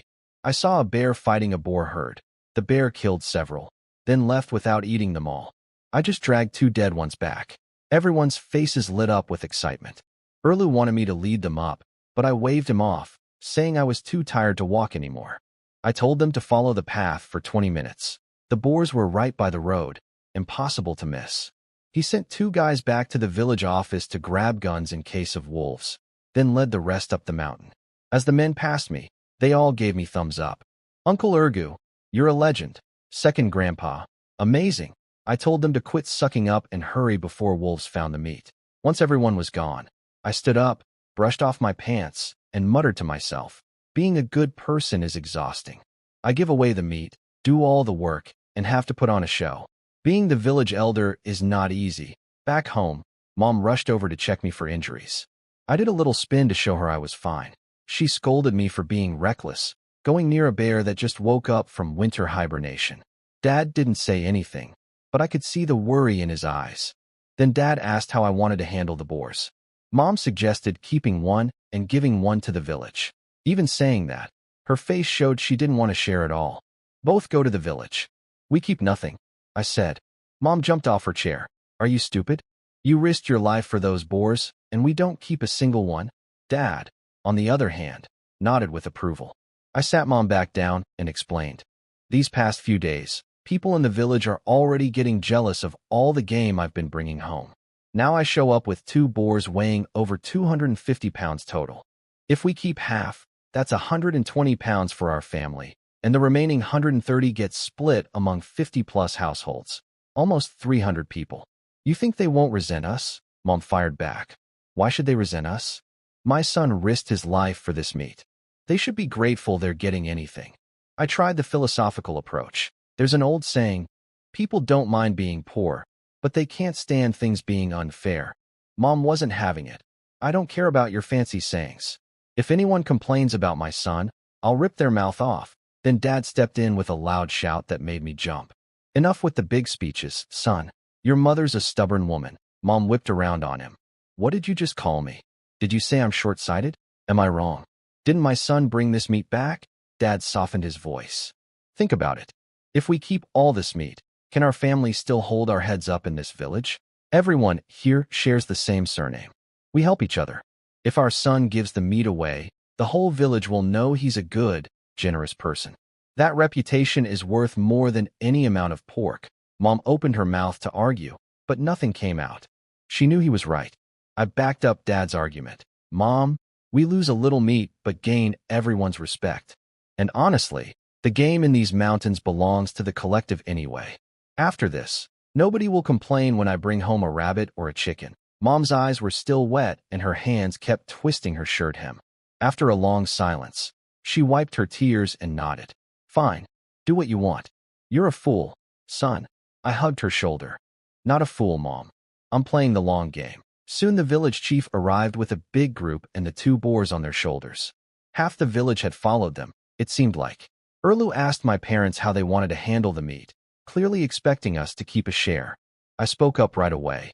If I wanted to keep them, I would have dragged them home in secret, take them to the village office, butcher them, and split the meat among everyone. People's jaws dropped. Some of the villagers who'd been jealous of my hunting luck suddenly looked at me with real respect. One woman even shouted from the crowd that she had a pretty cousin she wanted to set me up with. I laughed and told her the cousin and I were probably in different generations, which got everyone cracking up. The young men carried the boars to the village office. The whole yard turned into a festival. People bringing knives, tubs for the blood, experienced butchers volunteering. After cleaning and processing, the pure meat came to 196 pounds. The chief climbed on something high and proposed setting aside 30 pounds of the best cuts for my family. Everyone agreed enthusiastically. He deserves it, but I stood up, scratched my head, and said no thanks. I told them to just leave me the organs and innards, cut me some fat for rendering into cooking oil, and send a few pounds of good meat to my grandparents. That was enough. My mother nearly exploded. She wanted to scream that I was throwing away 30 pounds of premium pork. But with everyone watching and the good reputation I'd just built, she bit her tongue and stood there fuming silently. The villagers were stunned. The chief tried to insist, but I waved him off. This meat came from luck, not skill. Consider it my gift to the village. The innards are more than enough for me. An elder in the crowd spoke up. Urgu, you're a truly kind young man. This village is lucky to have someone like you. Everyone nodded. In the end, they gave me all the cleaned organs and innards, sent 5 pounds of premium pork belly to my grandparents, and distributed the rest by household size. Bigger families got more, smaller ones got less. People lined up calmly, and the chief settled the few minor disputes about who got the fattier or leaner pieces. The whole thing went smoothly. Women were already discussing recipes. Kids were running around laughing, and the whole village buzzed with happiness. I watched it all and felt good about my decision. Sure, we didn't get much meat, but I had a space full of wild boar at home. If I wanted, my family could eat meat until they were sick of it. This was about something bigger. Mom was still a little sore, but seeing how much everyone respected me softened her up. She joined the women's cooking discussions and even started smiling. The village women promised her they'd defend my name against anyone who ever talked bad about me. Don't worry, Andy. Anyone who badmouths Urgu will answer to us. By the time the last piece of meat was handed out, it was getting dark. Villagers headed home carrying their pork, still talking about how generous I was. The village felt warmer and more united than it had in a long time. Meanwhile, I was already home with a huge pot full of pig organs, intestines, heart, liver, everything, bubbling away on the stove. For pig trotters were simmering in a clay pot beside it. I pulled out my secret weapons from the space: star anise, cinnamon bark, bay leaves, Sichuan peppercorns, dried chilies, ginger, garlic, soy sauce, rock sugar, and white liquor for removing the smell. Too bad I don't have light soy sauce, dark soy sauce, or cooking wine, I muttered. But this'll do. About 40 minutes later, the smell coming from that pot was unbelievable. It floated out of the kitchen like it had a mind of its own. My little sister was playing in the yard when her nose suddenly twitched. She followed the scent straight into the kitchen, eyes wide, drool practically dripping. I gave her a finger-length piece of intestine. She grabbed both ends and started tearing at it like a tiny barbarian, oil all over her face in seconds. When my parents got home, they smelled it from the gate. They looked at each other in shock and practically jogged to the kitchen. Mom asked, "You made all this?" The smell reached us from way down the road. Dad just stared at the pot and swallowed hard. I told them, "See? I said these innards were the good stuff." Dad gave me a thumbs up. "Son, your cooking skills are something else." I checked the clay pot. Pig trotters were done too. Time to eat. We sat around the table. I poured Dad a bowl of fungio and filled one for myself. Dad sniffed the liquor and grinned. "Good wine, great food. I'm drinking extra tonight." He took a big gulp and smacked his lips. I put a piece of braised pig heart in his bowl. He chewed it slowly, eyes lighting up. "Son, this is restaurant quality. Maybe better." Mom tried some and nodded. "Not a trace of that organ smell." "Your skills are incredible." My little sister couldn't wait. She grabbed a piece of intestine with her bare hands and went to town on it, mumbling with her mouth full. Bro, yummy." Her face and hands were completely coated in grease. She looked like a little oil cat. Dad laughed watching her. "This girl only knows how to eat. But son, if word of your cooking gets out, people will be breaking down our door." Mom added, "I used to think organs were worthless. After tonight, I take that back. This is the best thing I've ever eaten." I put a pig trotter in Mom's bowl. "City girls say pig trotters are good for your skin."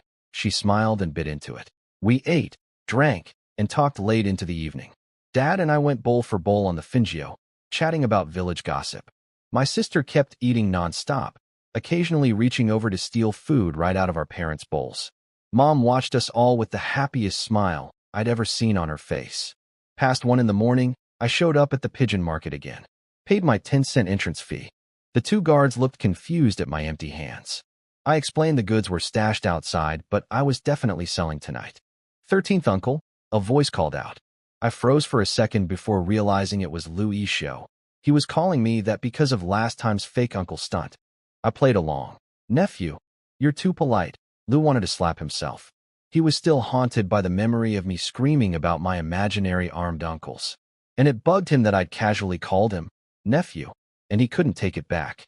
He spat and said it was a slip of the tongue, then offered me a cigarette and asked if I needed tickets again. I told him yes, and asked if he had a bicycle ticket. To my shock, he actually did. "Just got it today? 90 yuan.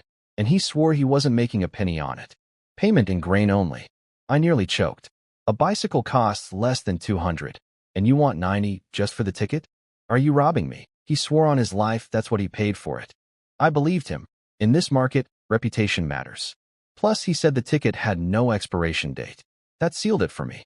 I'd buy the actual bike once I got a proper job. No rush.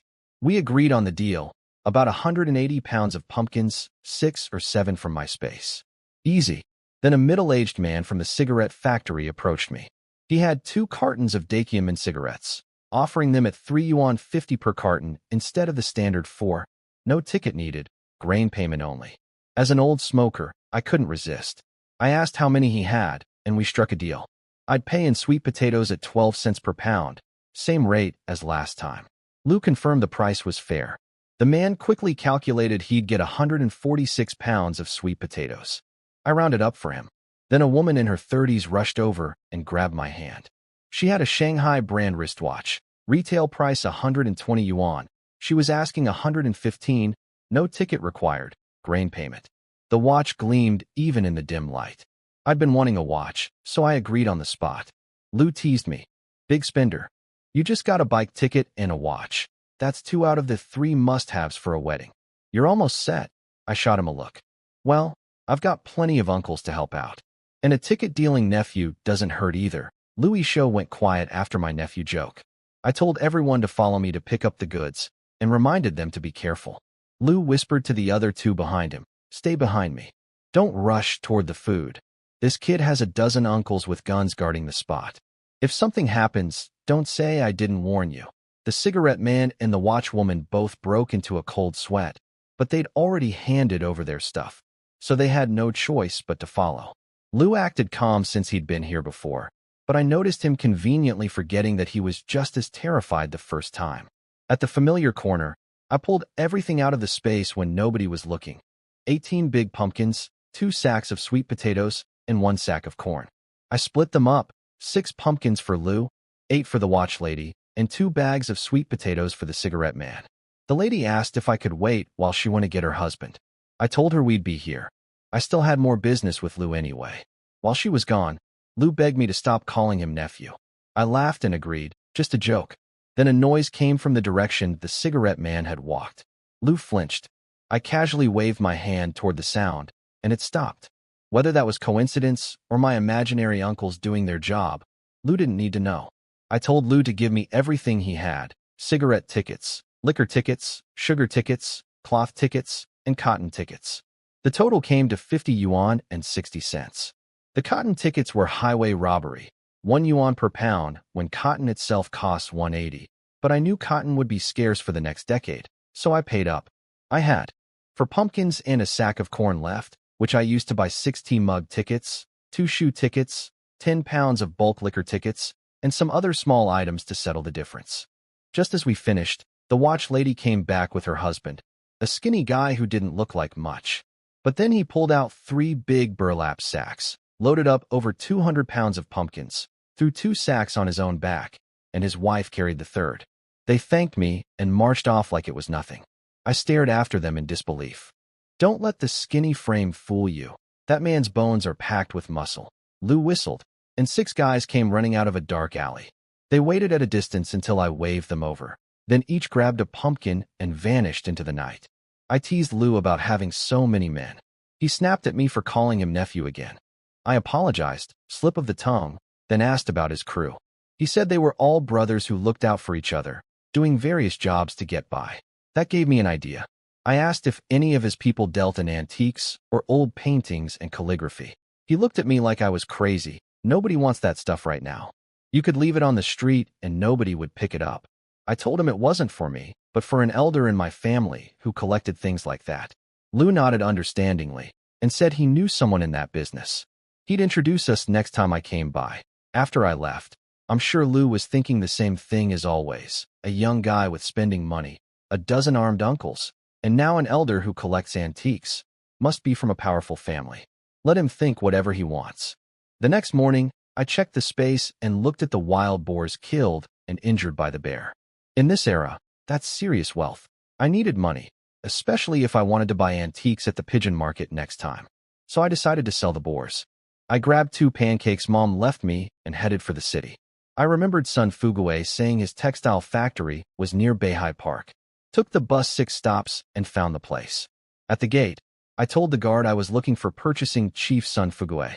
The moment I said my name, An old man from the security office came running out, grinning ear to ear. You're the one who caught all those fish. Our whole factory got to eat meat because of you. What you got this time? I smiled and said he'd find out soon enough. He practically dragged me inside. Sun Fuguei was surprised to see me. I got straight to the point. Our village found some wild boars killed by a bear in the mountains. Did his factory want them? His eyes nearly popped out. Yes. However many you've got, we want them all. He asked how many and how big. I told him 6 boars, all pretty large, and suggested he send a truck to pick them up and weigh them at the factory. Within 5 or 6 minutes, I heard a truck engine rumbling outside. Fuguei had arranged everything. A liberation truck with 5 or 6 workers in the back, 2 of them holding rifles. It's just some dead pigs, I said. Do we really need guns?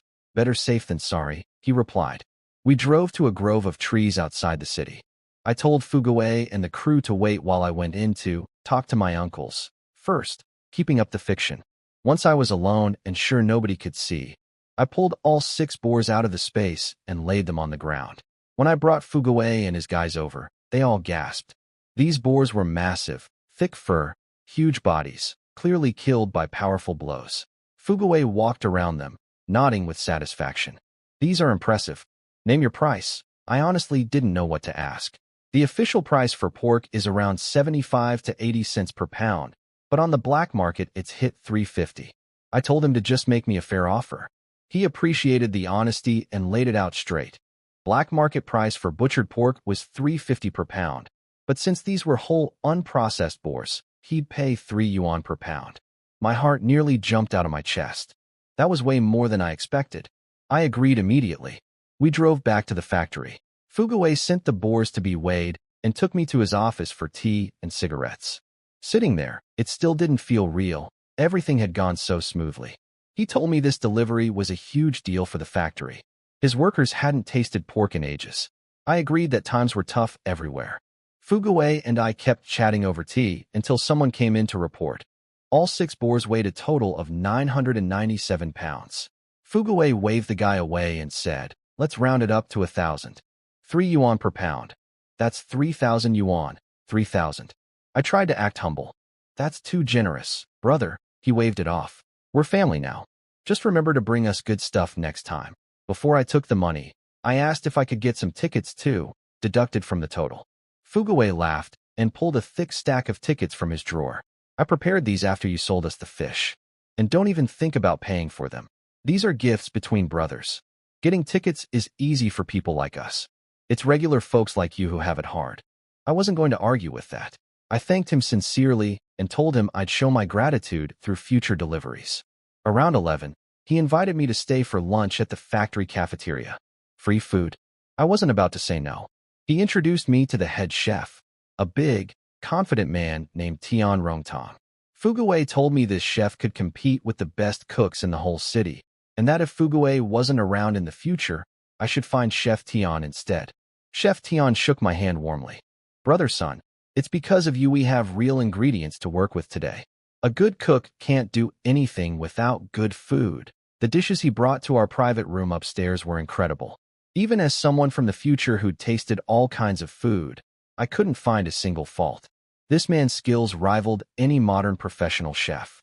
After the meal, I said goodbye to Fuguei and Chef Tian. At the gate, the old security guard was patting his full belly and told me the entire factory owed me. Yesterday's fish, today's pork. I told him to thank their purchasing chief, not me. Inside I was thinking, I'm doing this for money, not karma points. No good person cards accepted, thank you. Next stop, the supply store. I'd promised the clerk, Sister Zhao, that I'd bring her some goods, and it had been 5 or 6 days. She was probably getting impatient. I took the bus, ducked into an empty alley, loaded up a big basket from the space, and headed to the store. The moment I walked in, Zhao Hongyun spotted me and called out with a grin. Little brother, you disappear for almost a week, and I thought you'd forgotten all about me. In the future, if someone called me, little brother, like that, I'd have some choice words. But in this era, it's just a friendly term with zero weird meaning. So I pinched my nose and accepted it. Sister Zhao, how can you say that? I've been thinking about you the whole time, I said, swinging the basket off my back and handing it over. The village just caught some stuff this morning, and I rushed straight here without even eating lunch. She opened the basket eagerly, a big slab of fatty pork on top, with fish scales peeking out from underneath. Her eyes went wide.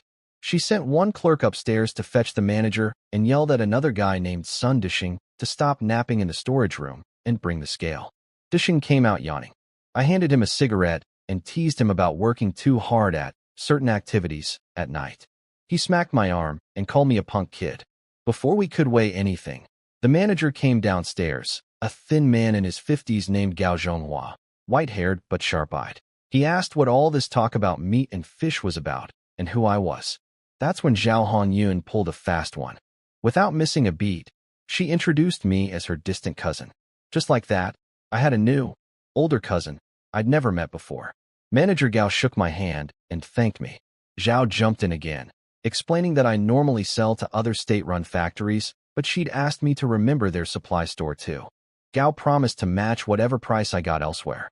He practically forgot about me the moment he saw the food. This pork belly is gorgeous. Then he spotted the fish. Perfect size. When they asked my prices, I told them straight. 3 yuan per pound for pork, about 1 yuan per pound for fish, same as the textile factory pays. Gao agreed instantly. They weighed everything, 26 pounds of pork and several fish around 3 pounds each. Then they divvied it up. Gao and Zhao each took 8 pounds of pork and 1 fish, while Dushing and the other clerk each got 5 pounds and a fish. I was surprised Zhao bought so much.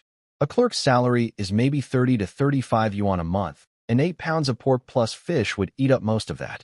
But I figured she had her reasons. Then Zhao explained they didn't have enough cash on them since they were at work. She asked if they could subtract whatever I was buying today from what they owed me, and pay the difference later. No problem at all, cousin, I said casually. If it's easier, just pay me next time I visit. I wasn't worried. I had 3,000 yuan from the textile factory sitting in my space. This 100-something was pocket change for me now. Besides, these are government workers with iron rice bowl jobs. Their reputation matters more to them than money. Where would they run? The temple stays even if the monk leaves. Zhao gave me a grateful look for being so easygoing about the money. Then I started to address the manager, Director Gao. He cut me off. Don't call me director. You and Zhao are cousins, so just call me Brother Gao. Titles make things too formal. I nearly blurted something very rude. This man was my father's age. No way I was calling him brother, so I countered. How about I call you Uncle Gao instead? Since you're the same generation as my dad. Sure. Uncle works, he said, and then immediately started calling himself your uncle, like we'd been family for years. Just like that, I'd gained not only a fake cousin, but also a shameless fake uncle in one afternoon. I wanted to slap him, but I kept my polite face on and told him there was no rush on the money, that I was here because my cousin, Zhao, asked me to bring supplies. Uncle Gao got all warm and generous, promising to help me with anything I needed. So I tested him right away. Actually, I do have 2 things. His face twitched. He'd just made a big promise and was already regretting it. But he couldn't back down without losing face. Go ahead, nephew. First, please stop calling me Ergu. It sounds like a dog's name. He relaxed immediately. Done. I'll just call you nephew from now on. Second, could you help me find out if anyone is selling a work position? I'll pay for it, of course. Buying and selling job spots wasn't unusual in this era. Since I was offering cash, Gao agreed without hesitation. He'd ask around and let me know. With business settled, I moved on to shopping. Uncle Gao, how about giving me all the Maotai you've got? Plus some Zhonghua cigarettes, Dakiaman, and 5 pounds of white rabbit candy. He blinked. These were all premium goods in short supply. But he'd just promised to help me, so he couldn't say no. He nodded and told the staff to pack everything up. The Zhonghua cigarettes were for daily smoking. My lungs can't handle the cheap stuff anymore. The Maotai? That wasn't for drinking. In the future, aged Maotai is worth more than gold. I was investing. After paying, I received 64 yuan in change from what they owed me. I said goodbye, promised to come back, and headed out. Outside the city, I ducked into the grove of trees and stored everything in the space. I lit up a Zhonghua and started humming. Made some money. Don't know how to spend it all. Back in the village by 4 o'clock, my parents were still working. With nothing to do, I checked the space and noticed those 2 big sacks of sunflower seeds I'd grown ages ago, my very first crop. I'd forgotten about them since the space was now overflowing with real grain. I figured I'd roast them. Just toss some sand in a big pan and keep stirring. That's how it's done, right? With 100 or 200 pounds of seeds, even if I mess some up, it wouldn't matter. A nice snack for the family. My first attempt at roasting sunflower seeds, total failure. Lost 3 pounds. Second try, failed again, 5 pounds wasted. Third time, another disaster, 10 pounds gone. But I don't give up easy. On the fourth try, I was extra careful with the heat and timing. When I heard that familiar crackling and smelled that nutty aroma filling the kitchen, I knew I'd finally nailed it. A whole basin of perfectly roasted sunflower seeds. I wiped the sweat off my forehead and smiled. The family had a new snack. I checked my new watch, already 5:20. Time to cook dinner. I pulled out a nice piece of pork belly from the space and decided on braised pork. Too bad I don't have glass noodles. Pork stew with noodles would have been perfect. I made smashed cucumber salad, sugar-coated tomatoes for my sister's favorite, reheated leftover, fried peanuts, and put a whole wild chicken in a pot for soup. Wild chicken is terrible stir-fried, too gamey and dry, but it makes amazing broth. When my parents came home with my sister, they looked exhausted from a full day in the fields. I took their tools and told them to wash up for dinner. My little sister ran to me and grabbed my leg. Bro, what yummy today? I tapped her nose. Sugar tomatoes, braised pork, and chicken soup. Happy. Dad sat down and got emotional. Our son really has grown up. I poured him his drink and told him I just wanted to cook something nice after their hard day.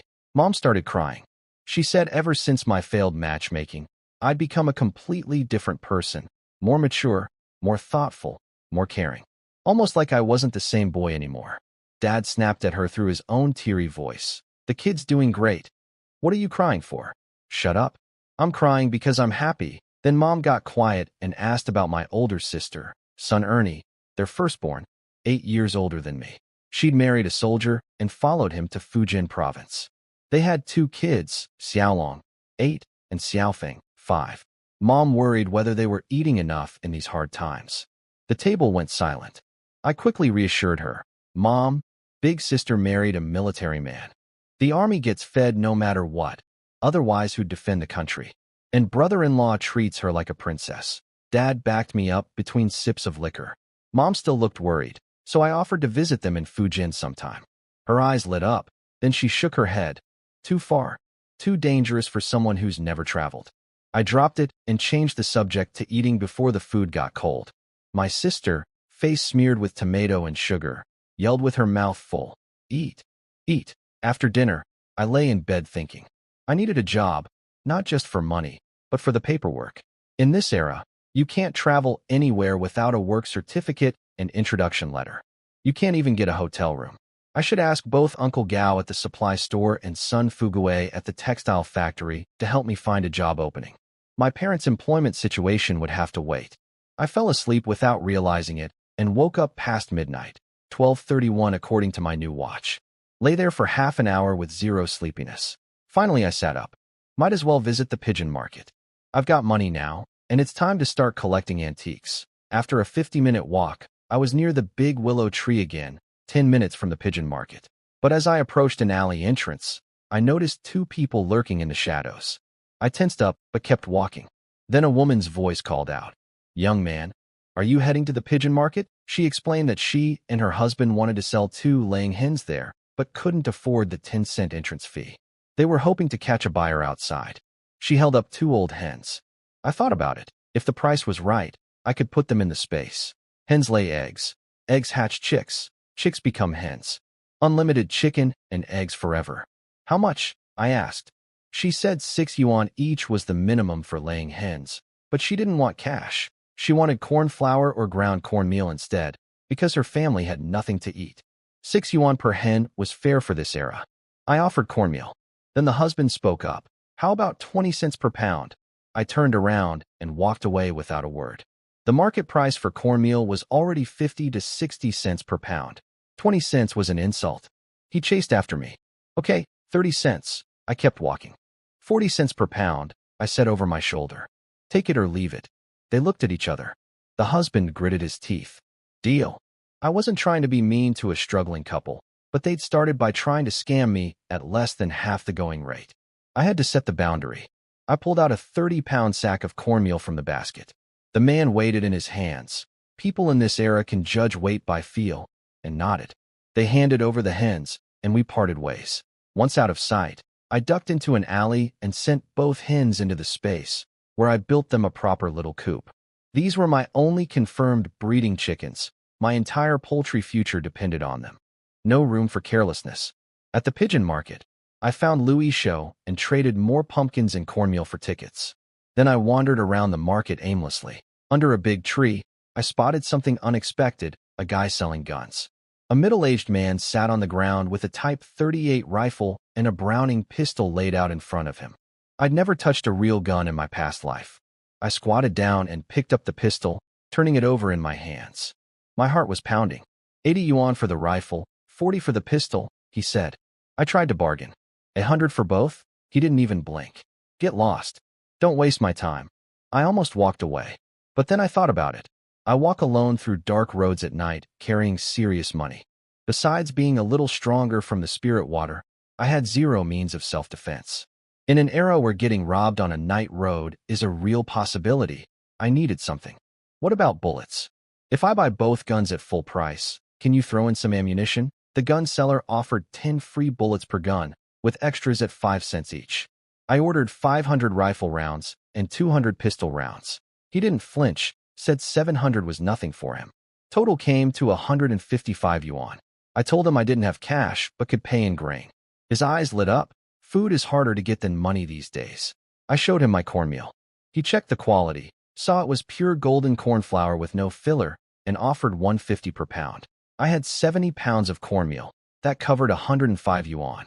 For the remaining 50, I'd give him 100 pounds of pumpkins. He agreed and called out 2 big guys from a nearby alley to help carry. I led everyone back to Louis' show's spot, accidentally calling him nephew again. He threw his cigarette, but at me. You promised to stop that. I apologized and swore it was the last time. At the usual corner outside the market, I slipped around the bend and pulled out 11 big pumpkins from the space. Lou whistled for his crew. 7 or 8 guys came running. They took their share, the gun seller's men took theirs, and I received a black cloth bag in return. I peeked inside under the moonlight, guns and ammo, already confirmed through the space on the walk over. Everything checked out. Then I asked Lou about the antiques connection he'd promised. He snapped, calm down, didn't you see I gave my bag to my guys? I'm taking you there now. We walked for several dozen minutes. Just when I was starting to think he was leading me into a trap, we arrived at a narrow alley that made my skin crawl. Every shop had its doors shut tight, and they all appeared to be in the coffin business. White lanterns hung from the doorways, casting sickly yellow light. The wind made them sway, throwing twisted shadows across the old stone ground. The stones were cracked and covered in moss. Water dripped from the eaves in the silence, making everything feel even creepier. Lou, what is this place? Your antique friend lives here? Do we really have to go in? My voice was shaking a little, I'll admit. In my past life, haunted houses and escape rooms never bothered me. But after literally transmigrating into another body, I'd believe anything. If someone told me ghosts were real, I'd be the first to agree. Lou rolled his eyes. You're the one who wanted to come. Scared? Relax, I'm here. Stop dragging your feet. Then he explained. This place is called Gouet Street. Before Lou could finish explaining, I yelped in fear. He glared at me and said the Gouet in Gouet Street means an ancient food vessel, not a ghost. What's wrong with your head, kid? He led me to a stall where he bowed deeply to the owner using an old Manchu greeting. He called the man Master Jean, the stall owner, a man named Jean Hai, told Lou to stop with the old customs. The Qing dynasty is long gone. Call me Comrade Jean Hai, and stop bowing like that. If anyone sees you, they'll have me shot. Then Jean Hai turned to me. He said Lou had told him about me, and he'd gone home to dig through his family's collection. He pulled out a big wooden box from under himself. Inside were several pieces of jade and porcelain. The moment Lou addressed him as Master Jean and performed that Manchu greeting, I already had a strong suspicion about who this man was. Surname Jean, family full of antiques, living in the capital. This had to be a descendant of the Aizenjoro clan, the old Qing imperial family. I examined each piece carefully. I know absolutely nothing about antiques. 9 out of 10 holes in my knowledge are empty. But I have the jade space. By touching each item, the space told me exactly how old everything was. One jade piece was several hundred years old, probably Ming or Qing dynasty. A porcelain piece was even older, Song or Yuan dynasty. These were the real deal. Jin Hai said everything was genuine family heirlooms and told me to name my price. I played it cool and asked him to quote first. He took a drag of his cigarette and said, "No cash. 50 pounds of fine grain. Rice or white flour only." I did the math fast. Fine grain on the black market runs about $3.50 per pound, so 50 pounds was roughly 180 yuan. Split across all these pieces, each antique came to less than 30 yuan. In the future, any single one of these would be worth a fortune. Deal. I only have flour. Is that acceptable? Jin Hai's face broke into a huge smile. He clearly hadn't expected me to agree so quickly without haggling. He mentioned he had plenty more at home, and if this trade went well, he'd bring me even better pieces next time. I told him to wait, walked out of Gue Street alone, and headed toward the willow tree. After checking that nobody followed me, I ducked into an empty alley, smoked 2 cigarettes to kill time, then pulled a big sack of flour from the space, loaded it in my basket, and walked back. At Jin Hai's stall, I set down the flour. He didn't even open the sack, just felt the weight with his hand and said, "It's yours." I loaded every piece into my basket, double-checking each one through the space as I picked it up. Everything matched what I'd sensed earlier. All genuine. I smiled and told him, "Master Jean, whenever you have more good stuff, think of me first. I guarantee you'll be happy with the price." I said goodbye to Jin Hai and Lu Yishou and headed home feeling great. The next morning, I was up before dawn, grabbed 2 leftover buns, and headed for the mountains. Mom caught me at the door and asked where I was going so early. I told her I was checking my traps and not to worry about lunch. 2 hours of walking brought me deep into the mountains. After making sure nobody was around, I pulled the Type 38 rifle out of the space. The feel of that long barrel in my hands, pure excitement. I found an open clearing with a tree about 70 or 80 meters away, roughly as thick as a man's waist. I raised the rifle and fired. 1 shot, 2, 3. I emptied 30 rounds before running to check. Pathetic. Out of 30 bullets, only 7 hit the tree. 3 of those barely grazed the bark. If this were a moving animal, I'd hit nothing. I moved closer to 50 meters and slowed down. Careful aim, steady breathing, 1 shot at a time. 10 rounds later, 8 hits. Much better. That's more like it. Earlier I was just not awake yet, sure. I switched to the Browning pistol and fired 30 rounds to get a feel for it. Then I put the pistol away and slung the rifle over my back to go find some real targets. The gunfire had scared everything away. I walked 15 minutes without seeing a single animal. After another 20 minutes deeper, I finally found 2 wild boars, over 150 pounds each, calmly eating like they owned the place. They glanced at me, sniffed the air, and went right back to their meal. Didn't even care I was there. "You arrogant pigs. Let me show you what I can do."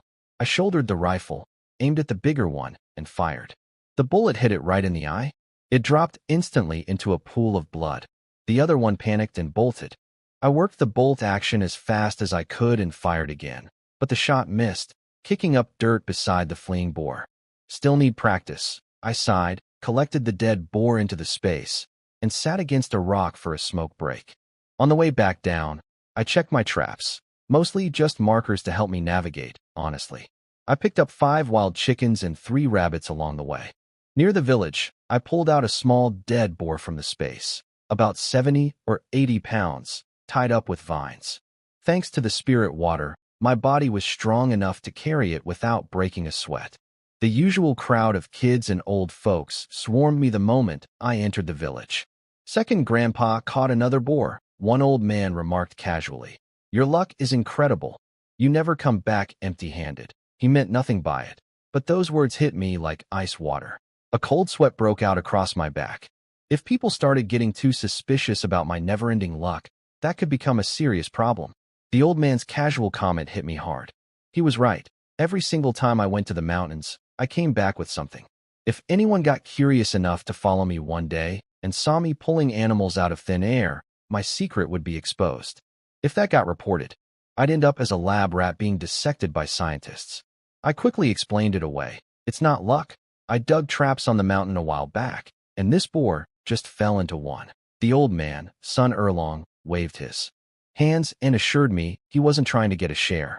I laughed and said we're all family here, then handed out 5 candies to the kids hanging around and headed home. My parents weren't back yet. I didn't know how to butcher a pig, so I just started boiling water in the big pot and waited. They showed up soon after. Mom freaked out when she saw the boar and ran to check if I was hurt. Dad just grinned and said, "Nice work, son. We've still got chicken and rabbit left, and now you bring home a pig. We're set for a while." Mom snapped at him for only thinking about food, then went to boil more water. Dad and I exchanged a knowing look, and he grabbed a knife and started processing the boar. The man was a pro, had the whole thing cleaned and cut in under 30 minutes. I took over cooking. Stewed ribs in a clay pot, braised pork belly, and stir-fried pig heart and liver with green peppers. Took me over 40 minutes, longer than Dad spent on the entire pig. My little sister clung to my leg the whole time asking when we could eat. At the table, Dad was already set up with his bottle and glass. We had a great meal. Afterward, my sister draped herself over me, sucking on a white rabbit candy and covering my face with sticky kisses. Mom laughed. "She's young but already knows how to butter you up." Dad asked if he could have a taste of her candy. She shook her head like a little rattle drum without saying a word. Everyone cracked up. After dinner, we all went to bed early. In this era, once you eat, you sleep. Partly because food is precious and moving around burns calories. A family that eats meat until full every night? You could count those on one hand, even in the capital. In bed, I checked the space. The ecosystem was coming together nicely. Boars, rabbits, and chickens each had their own areas. The fish pond was growing. The 2 hens I bought were already laying eggs. Then I thought about something. I'd spent a whole pack of Zhonghua cigarettes bribing Dad for information, and he'd told me there was another Guay Street entrance much closer to the pigeon market. From the big willow tree, turn right for the market, go straight for Guay Street. That's simple. But Louis Show had walked me 20+ minutes in a completely different direction last time. That sneaky bastard probably took me the long way around to collect some kind of finder's fee from Gene Hai. Next time I see him, I'm definitely calling him nephew again. That'll teach him. I found the Guay Street entrance Dad told me about. This one was even creepier than where Lu Isho took me. Coffin shops lining both sides, lanterns flickering with weak candlelight, cold drafts rising from the ground. I still don't understand why antique sellers set up next to coffin makers. Are they trying to scare customers away on purpose? Good thing I brought a flashlight this time. I pulled down my scarf over my face and headed in. The atmosphere was much quieter than the pigeon market. People whispered when they traded, and all the vendors sat still behind their goods. I figured there wouldn't be many fakes in this era. The cost of forging antiques would be higher than the selling price. Plus, I had the jade space to check the age of anything I touched. Double insurance. But the moment I walked up to the first stall with my flashlight, the vendor shooed me away. "Get lost. I'm not selling to you." I was confused but moved on. Second stall, same thing. Third, kicked out again. Fourth, fifth, sixth, all refused me before I could even look at their goods. At the 7th stall, the vendor finally spoke to me like a human. "Kid, first time here." I practically threw a Zhonghua cigarette at him and asked what I'd done wrong. He laughed and explained. The vendors up front were all former aristocrats, descendants of the Aizen-Joro imperial family. They were selling ancestral treasures because they were starving, but they were too proud to let anyone see their faces while doing it. My flashlight was the problem. It could reveal their identities. "So basically they want to sell, but don't want anyone to know," I muttered. "That's called having it both ways." The old man didn't know the phrase, so I explained it more colorfully. He burst out laughing. He told me he was different. His family had been in the antique trade for generations. He didn't care about face. "Face can't fill your stomach," he said. I gave him a thumbs up. He had something covered with black cloth. I lifted it, a cylindrical object that looked like a brush holder. When I touched it, the jade space told me it was over 1200 years old. Tang Dynasty. "Like it?" he asked and extended his hand inside his sleeve toward me. The classic sleeve bargaining technique where buyers and sellers communicate prices through hidden finger gestures. I'd seen this in movies. The problem? I had absolutely no idea how to do it. After watching me freeze, the old man sighed, and pulled his hand back. Fine, 20 pounds of cornmeal. Final price. 20 pounds of cornmeal came to roughly 30 yuan at black market prices for a 1200-year-old Tang Dynasty piece. I didn't hesitate, pulled the cornmeal from my basket, and closed the deal instantly. I stayed and chatted, giving him more cigarettes. I told him I was new to Gui Street and asked him to teach me the rules. He seemed to appreciate my honesty. He signaled to someone in the alley behind him, took a long drag, and started explaining how things worked around here. The old vendor started teaching me the rules of Gui Street. First, no forcing deals. Everyone earns their living by skill and sharp eyes here. If you try to bully someone into selling, what happens? I asked. He took a drag and looked at me sideways. Can you call in the army? I shook my head. The police? No. 100 armed men? No. Then you won't walk out of this street alive. The message was crystal clear. The army means the state, the police means the government, and armed men means local power. Someone very serious was backing this place. He went on, honesty is everything here. Sell a fake and you're finished, blacklisted forever. He assured me his goods were genuine, even if he wasn't sure what they were worth in today's market. I told him not to worry. A deal is a deal, both sides willing. He also warned me about a haunted abandoned courtyard on the west end of Gui Street and told me not to wander into the small alleys, easy to get lost and hard to get found. I thanked him and started to leave, but then remembered someone had delivered another item while we were talking. I turned back. Still have questions? He asked. I handed him another cigarette. Can I see that new piece? And I never got your name. He laughed and waved me over. His surname was Dong, fourth in his family, Dong Si. The name immediately triggered a memory. The famous Dong family who ran the Forhengs, the most powerful banking houses in old Beijing. They dominated the financial world until the Eight-Nation Alliance looted them in 1900. The family never recovered. I kept that knowledge to myself. Bringing up someone's family downfall would be incredibly rude. I respectfully called him Grandpa Dong. He uncovered the new item. This is a Qing Dynasty sacrificial red glazed guanine vase. A real treasure. I didn't know antiques, but I vaguely remembered hearing about this type of piece in my past life. The vase was stunning. Deep red glaze with natural flowing patterns, rich and layered colors. Something only the wealthiest families would have owned even in its own time. The jade space confirmed it was genuine and old. Since we hit it off, Dong Si said, 20 pounds of cornmeal and it's yours. I'm losing money on this, but I like you. I didn't haggle. Deal. You're giving me face, so I'd be rude to refuse, he grinned. I like a decisive young man. It's yours. I wrapped the vase carefully in cloth and placed it in my basket. My heart was racing. I had a strong feeling this was something incredibly valuable. 2 Tang and Qing Dynasty pieces for 40 pounds of cornmeal total. In the future, either one of these could be worth a fortune. After paying 20 pounds of cornmeal for the vase, I chatted a bit more with Grandpa Dong and hurried home. I couldn't stop thinking about that guanine vase. I turned it over and over in my hands, trying to remember what I'd heard about it in my past life. The harder I tried, the blanker my mind went. Forget it. It's in my space now. Nobody can take it. Someday I'll open my own museum, but I still couldn't sleep. Finally, I burned through all my mental energy speed growing an acre of rice in the space, and within 30 seconds I was out cold. Woke up late the next day with the sun already high. When I stepped outside, I found my little sister squatting in the yard, completely absorbed in watching something on the ground. My parents had gone to the fields for spring planting and left her home alone. Kids in this era grow up fast. A 3-year-old home by herself and not a single complaint. She heard me washing up and came running over. Big bro, you awake? I picked her up and squeezed her chubby cheeks, definitely getting rosier lately. She told me Mom said not to wake me. When I asked if she'd eaten, she nodded hard and lifted her shirt to pat her belly as proof.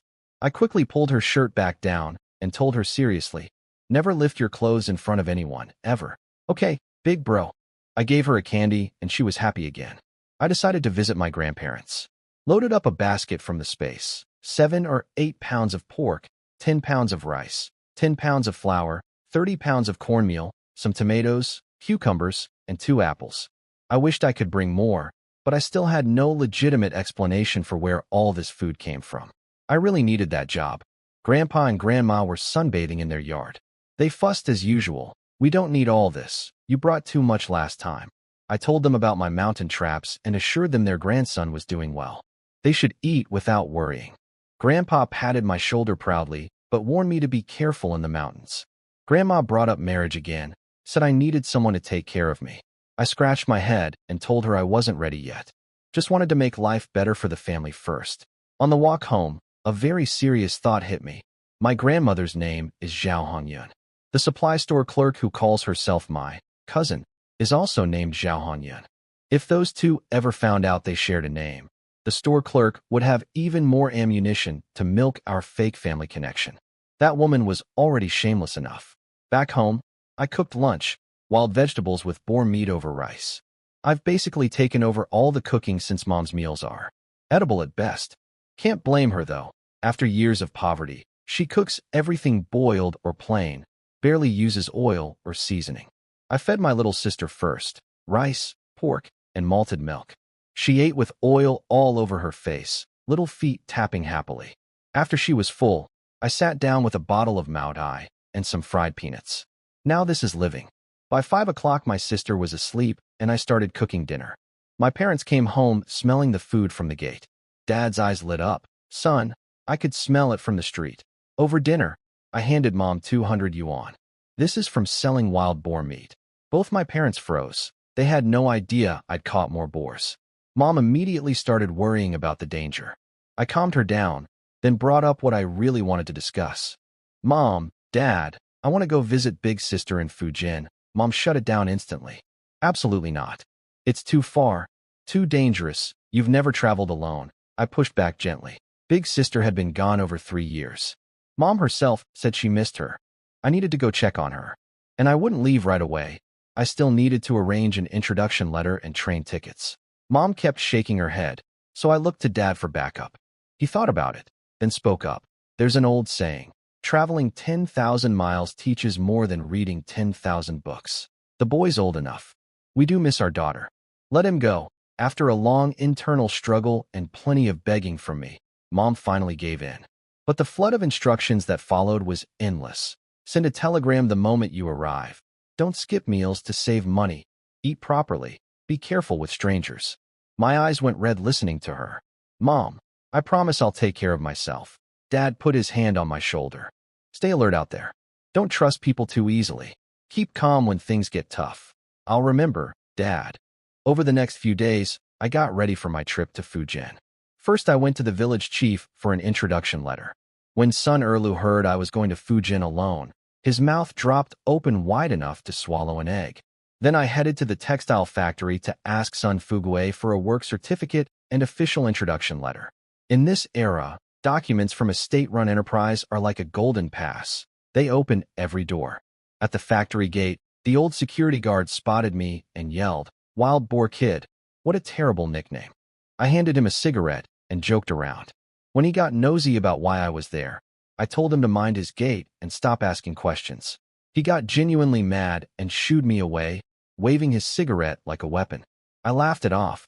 This old man called me Wild Boar Kid, and I didn't complain, but one little joke from me and he loses his temper.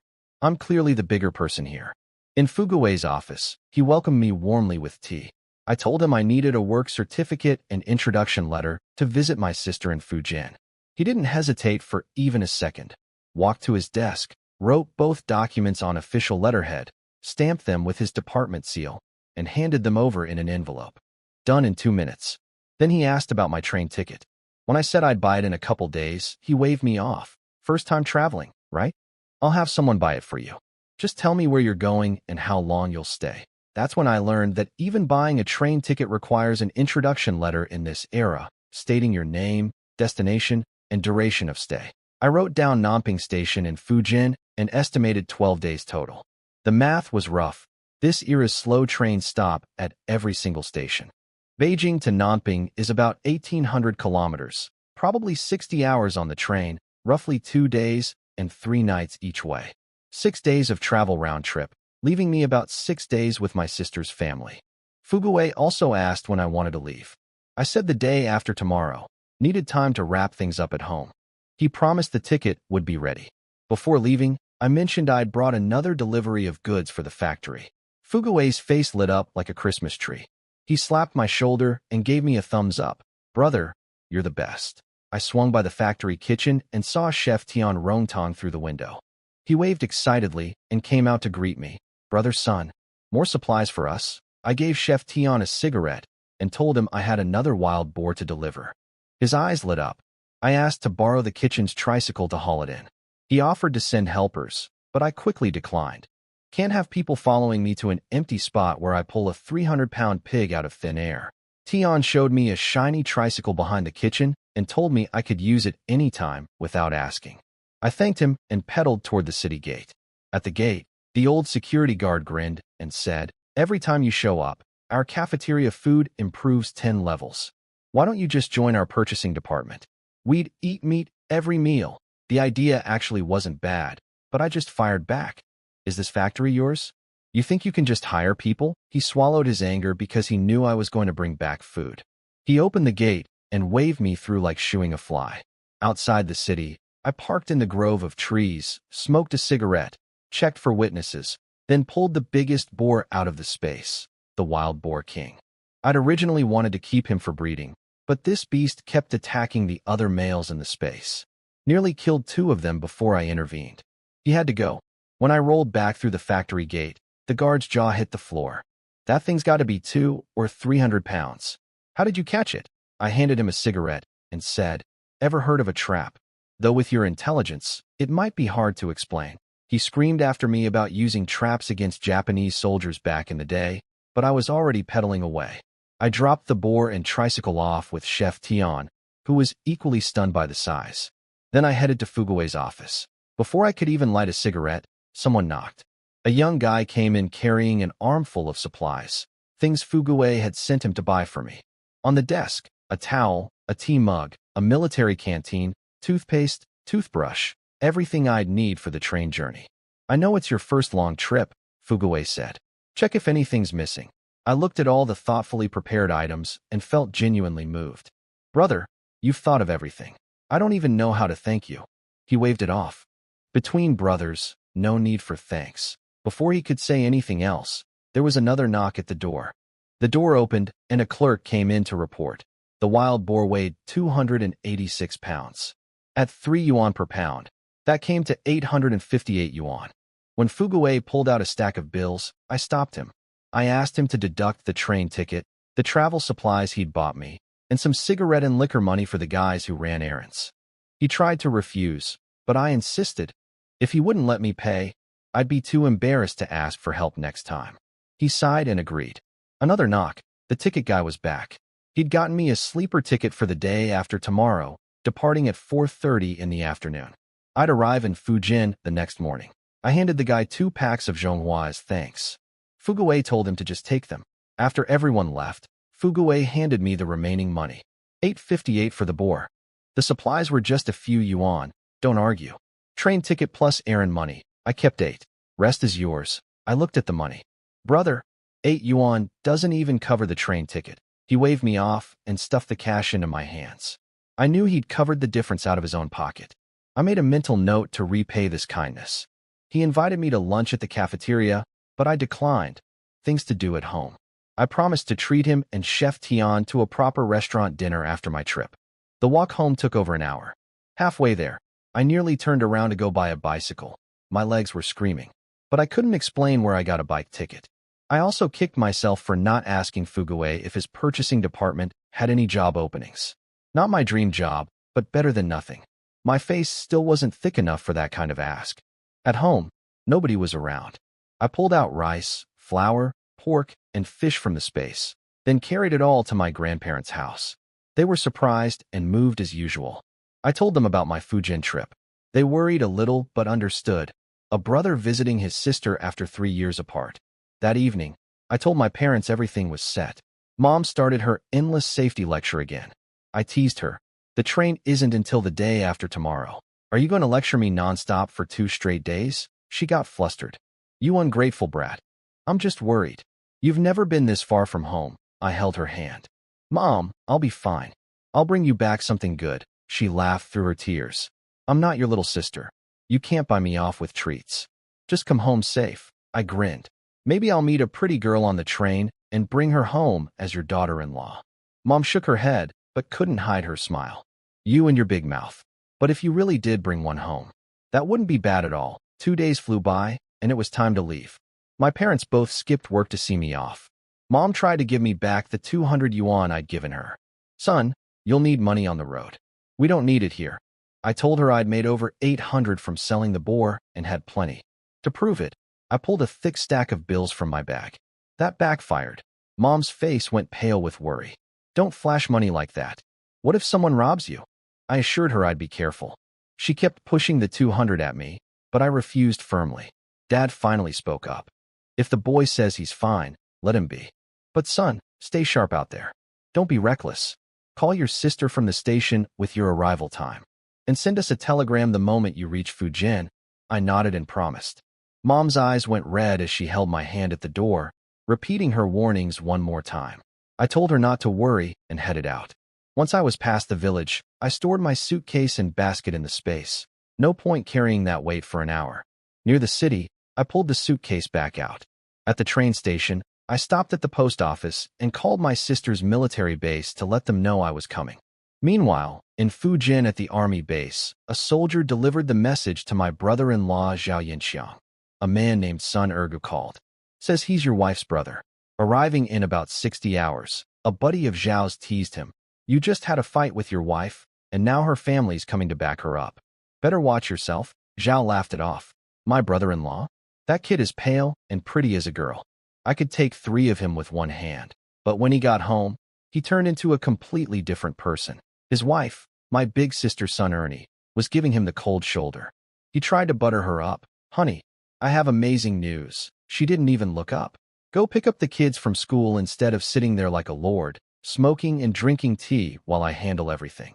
Zhao took the scolding and then dropped the bomb. Your brother called. He's on a train to Fujian right now. Should be here in about 60 hours. My sister's first reaction?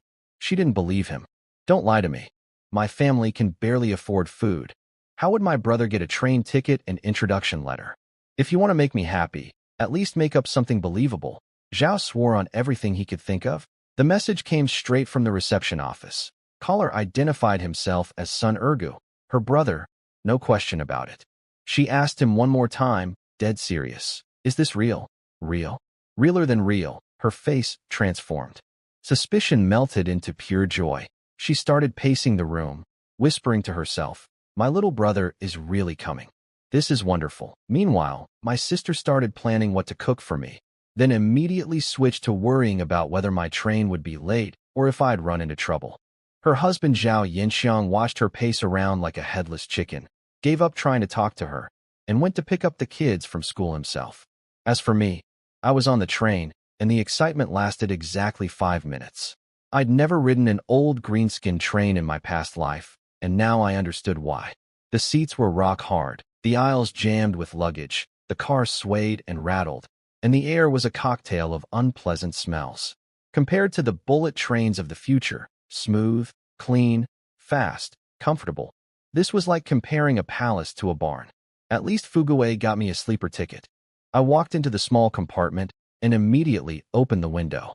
Fresh air was a necessity, not a luxury. Gradually, my 5 compartment mates arrived. An old man in his 50s, 3 guys around 30, and 1 young man close to my age. The 4 younger ones clearly knew each other. They all wore matching work uniforms stamped, Beijing Machinery Factory.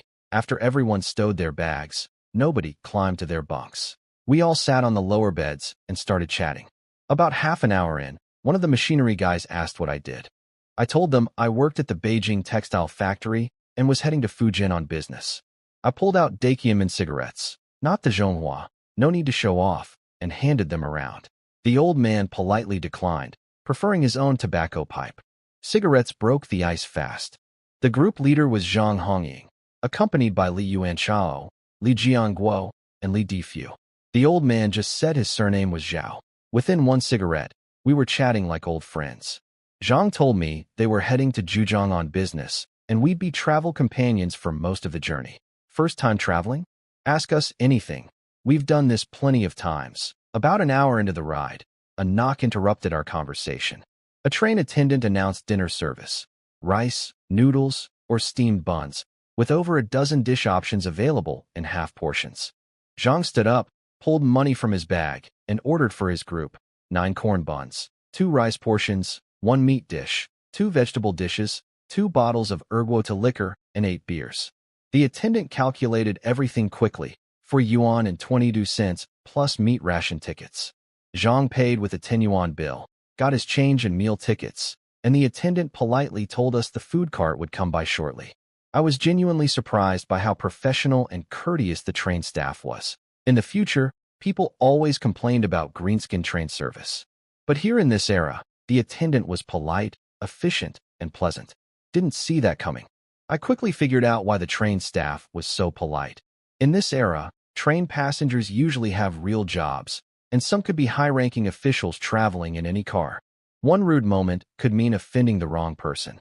The attendant asked if Old Man Zhao and I wanted to order. We both declined. After the attendant left, Zhang Hongying looked confused. "Brother, it's 2 days to Fujian. You're not going to eat?" "The food here is incredible. The chefs are borrowed from the National Banquet Hotel. Even the government brings in railway cooks when hosting foreign dignitaries." That blew my mind. I'd assumed train food in any era was terrible. Zhang was telling me these were world-class chefs. "I'll definitely try it tomorrow," I said. But tonight, my mom packed food for me. I pulled out my lunch boxes. The second I opened the lids, the whole compartment filled with the smell of braised pork, glistening red chunks of fatty and lean meat, plus stir-fried pork with green peppers, and a box of fluffy rice. Everyone's eyes locked onto those boxes. Old Man Zhao's throat bobbed. The machinery factory guys stared with open longing. Zhang managed to smile. "Your family takes good care of you." I scratched my head. First time away from home. Mom went all out. Everyone was polite enough not to ask for any, but I could see the desire in their eyes. In an era where meat is rare, 2 boxes of pork dishes is like carrying gold. I made the call. "Gentlemen, there's an old saying. Happiness shared is happiness doubled. I brought the food, you brought the drinks. Let's put it all together and have a proper meal." They protested politely. "We couldn't. Your mother made that for you." But I insisted. There was way more than I could eat alone, and wasting food would be a shame. The real reason? More friends means more roads in life. Zhang bought another bottle of Nulenshin and 4 more beers. They set everything up on the little train table. 6 people, so half a bottle of baijiu each plus 2 beers. Zhang poured for everyone. But when he offered Old Man Zhao a drink, the old man flatly refused, said he didn't touch alcohol. Zhang tried twice more, then gave up. The extra half bottle got split among the rest of us. That refusal caught my attention. Earlier, Zhao had turned down my cigarettes too. Fair enough. Old pipe smokers often can't stand manufactured cigarettes. But refusing both cigarettes and alcohol? And I caught something else. When Zhao glanced at our bottles of Nulenshin, there was a flash of disdain in his eyes. He covered it quickly, but I definitely saw it. At first I thought he was just embarrassed about having nothing to contribute. But that look told me something different was going on with this old man. While everyone ate and drank, I kept stealing glances at Old Man Zhao. When I reached for peanuts, I deliberately brushed against him and used the jade space to scan his entire body. What I found made my blood run cold. Hidden in his sleeve, a miniature pistol glinting with cold metal. Strapped to his back, 2 grenades. Tucked behind his back molar, a pill. I didn't know what kind, but my gut said poison. And woven into his hair, a razor-thin blade, nearly invisible. I pulled my hand back and forced my face to stay calm. Who was this man? Why was he armed like an assassin on a passenger train? I replayed every detail, refusing my cigarettes, declining alcohol with that flash of contempt toward our cheap liquor, his perfectly composed demeanor. None of it added up to a harmless retiree. I casually asked where he was from. "Guangzhou," he said, but he had 0 southern accent. He explained he'd been brought to Beijing as a child and was heading home to retire. Smooth answer, no holes. I didn't push further. The drinking went on until past 10. Everyone washed up and climbed into their bunks. Zhao waited until every single person was asleep before lying down, fully clothed. I lay awake in the dark, heart pounding, watching his bunk. I couldn't sleep knowing what was hidden on that old man's body. Hour after hour, I waited. Finally, I heard soft snoring from his direction. I crept over and confirmed he was asleep. Then I took a deep breath, focused my mind, and wrapped him in the Jade Space's power. His body shimmered and vanished, pulled into the space. Inside the space, I worked fast. I took the pistol, beautifully crafted, clearly no ordinary weapon. Removed both grenades from his back. Extracted the dark pill from behind his tooth. It smelled strange, probably poison. Pulled the hair-thin blade from his scalp. Every item screamed danger and secrecy. I destroyed all the weapons and made sure nothing was usable. Then I placed the unconscious old man back on his bunk and headed straight for the train conductor's office. Walking through the corridor, my nerves were on fire. I had no idea if Zhao was working alone or if he had accomplices on this train. I reached the conductor's office and knocked. "Who is it?" I told him I was from compartment 9 and had something urgent to report. He opened the door, saw my face, and told me to calm down and explain. I whispered that there was a suspicious person in our compartment carrying dangerous items. His expression turned dead serious. He called in the 2 railway police officers on board. After hearing my report, the senior officer Nie Fuse immediately understood the gravity. He told his younger partner Sun Yonggan. Based on this comrade's description, the man fits the profile of an enemy agent. These people never carry just one weapon. We need to arrest him immediately before anyone gets hurt. The 2 officers walked down the narrow corridor with grim determination. They pushed open our compartment door. Zhao was lying still, sleeping deeply. They exchanged a glance, then lunged simultaneously and pinned him down. Just as I told them, he didn't wake up at all. They cuffed him quickly. They searched him and found exactly what I described. The miniature pistol in his sleeve, cold metal gleaming under the light. Then the 2 grenades at his waist. They removed everything carefully. These agents always hide poison behind their back molars. They bite down to kill themselves when caught. "Open his mouth," Nya ordered. His partner pried Zhao's jaw open and found the dark pill exactly where I said it would be. "Confirmed. Classic enemy operative technique," Nya said, finally breathing a little easier. I played innocent and said, "I remember seeing in movies that spies sometimes hide razor blades in their hair or needles in their ears. Is that really true?" Nya's eyes went cold. Following my hint, he searched Zhao's hair thoroughly and found the paper-thin blade I'd already discovered. Without my suggestion, they might have missed it entirely. "Young comrade, we owe you for that tip. We could have easily overlooked that blade," Nya said, patting my shoulder gratefully. The conductor told Zhang Hongying and the others, who were frozen on their bunks, not to worry. I waved to them on my way out. "It's probably just a misunderstanding. Go back to sleep." In the conductor's office, I retold the whole story, but my version, of course. I said I'd accidentally bumped Zhao's wrist reaching for peanuts and felt something hard. He'd given me a suspicious look. Later, coming back from the bathroom, I caught a glimpse of what looked like a gun handle under his sleeve. I got scared, waited until everyone fell asleep, and came to report. They asked about the other 4 men in my compartment. I told them they were clearly machinery factory workers heading to Zhejiang. No concerns there. But whether Zhao had accomplices elsewhere on the train, I had no idea. The officers tried to interrogate Zhao, but he wouldn't wake up no matter what they did. I helpfully suggested what I'd seen in movies, splash water on his face. That usually works. I didn't wait for anyone to react. Just grabbed the tea mug off the table and splashed water right in Zhao's face. While doing it, I secretly touched him and used the space to release the hold on his consciousness. He shivered, then slowly opened his eyes. "Wow, it actually works," I said, acting surprised. Zhao saw the handcuffs on his wrists and the officers standing over him. A flash of panic crossed his eyes, but he recovered fast. "Officers, what is this? There must be some misunderstanding." Officer Sun Yonggan told him straight. "You were carrying dangerous weapons. We have reason to believe you have hostile intentions.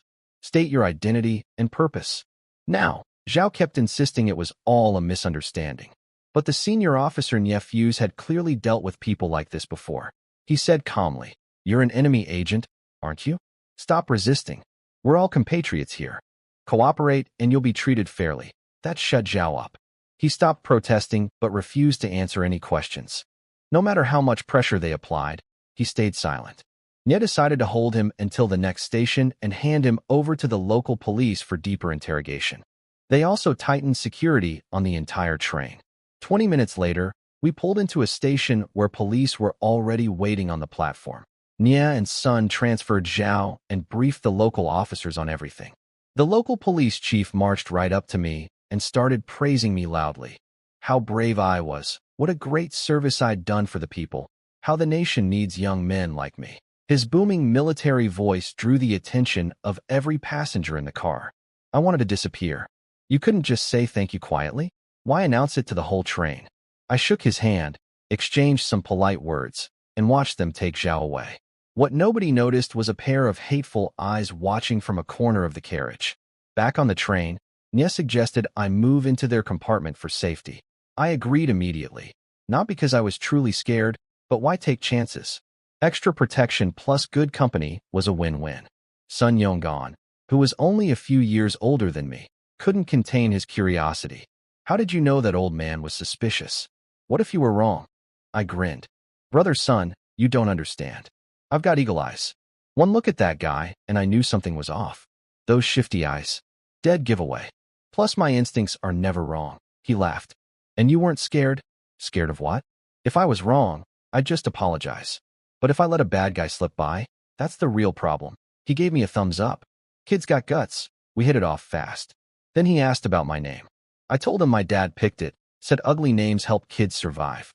I've wanted to change it forever, but my old man won't hear of it. Sun Yonggan laughed and said, a name's just a label. Look at what you did tonight.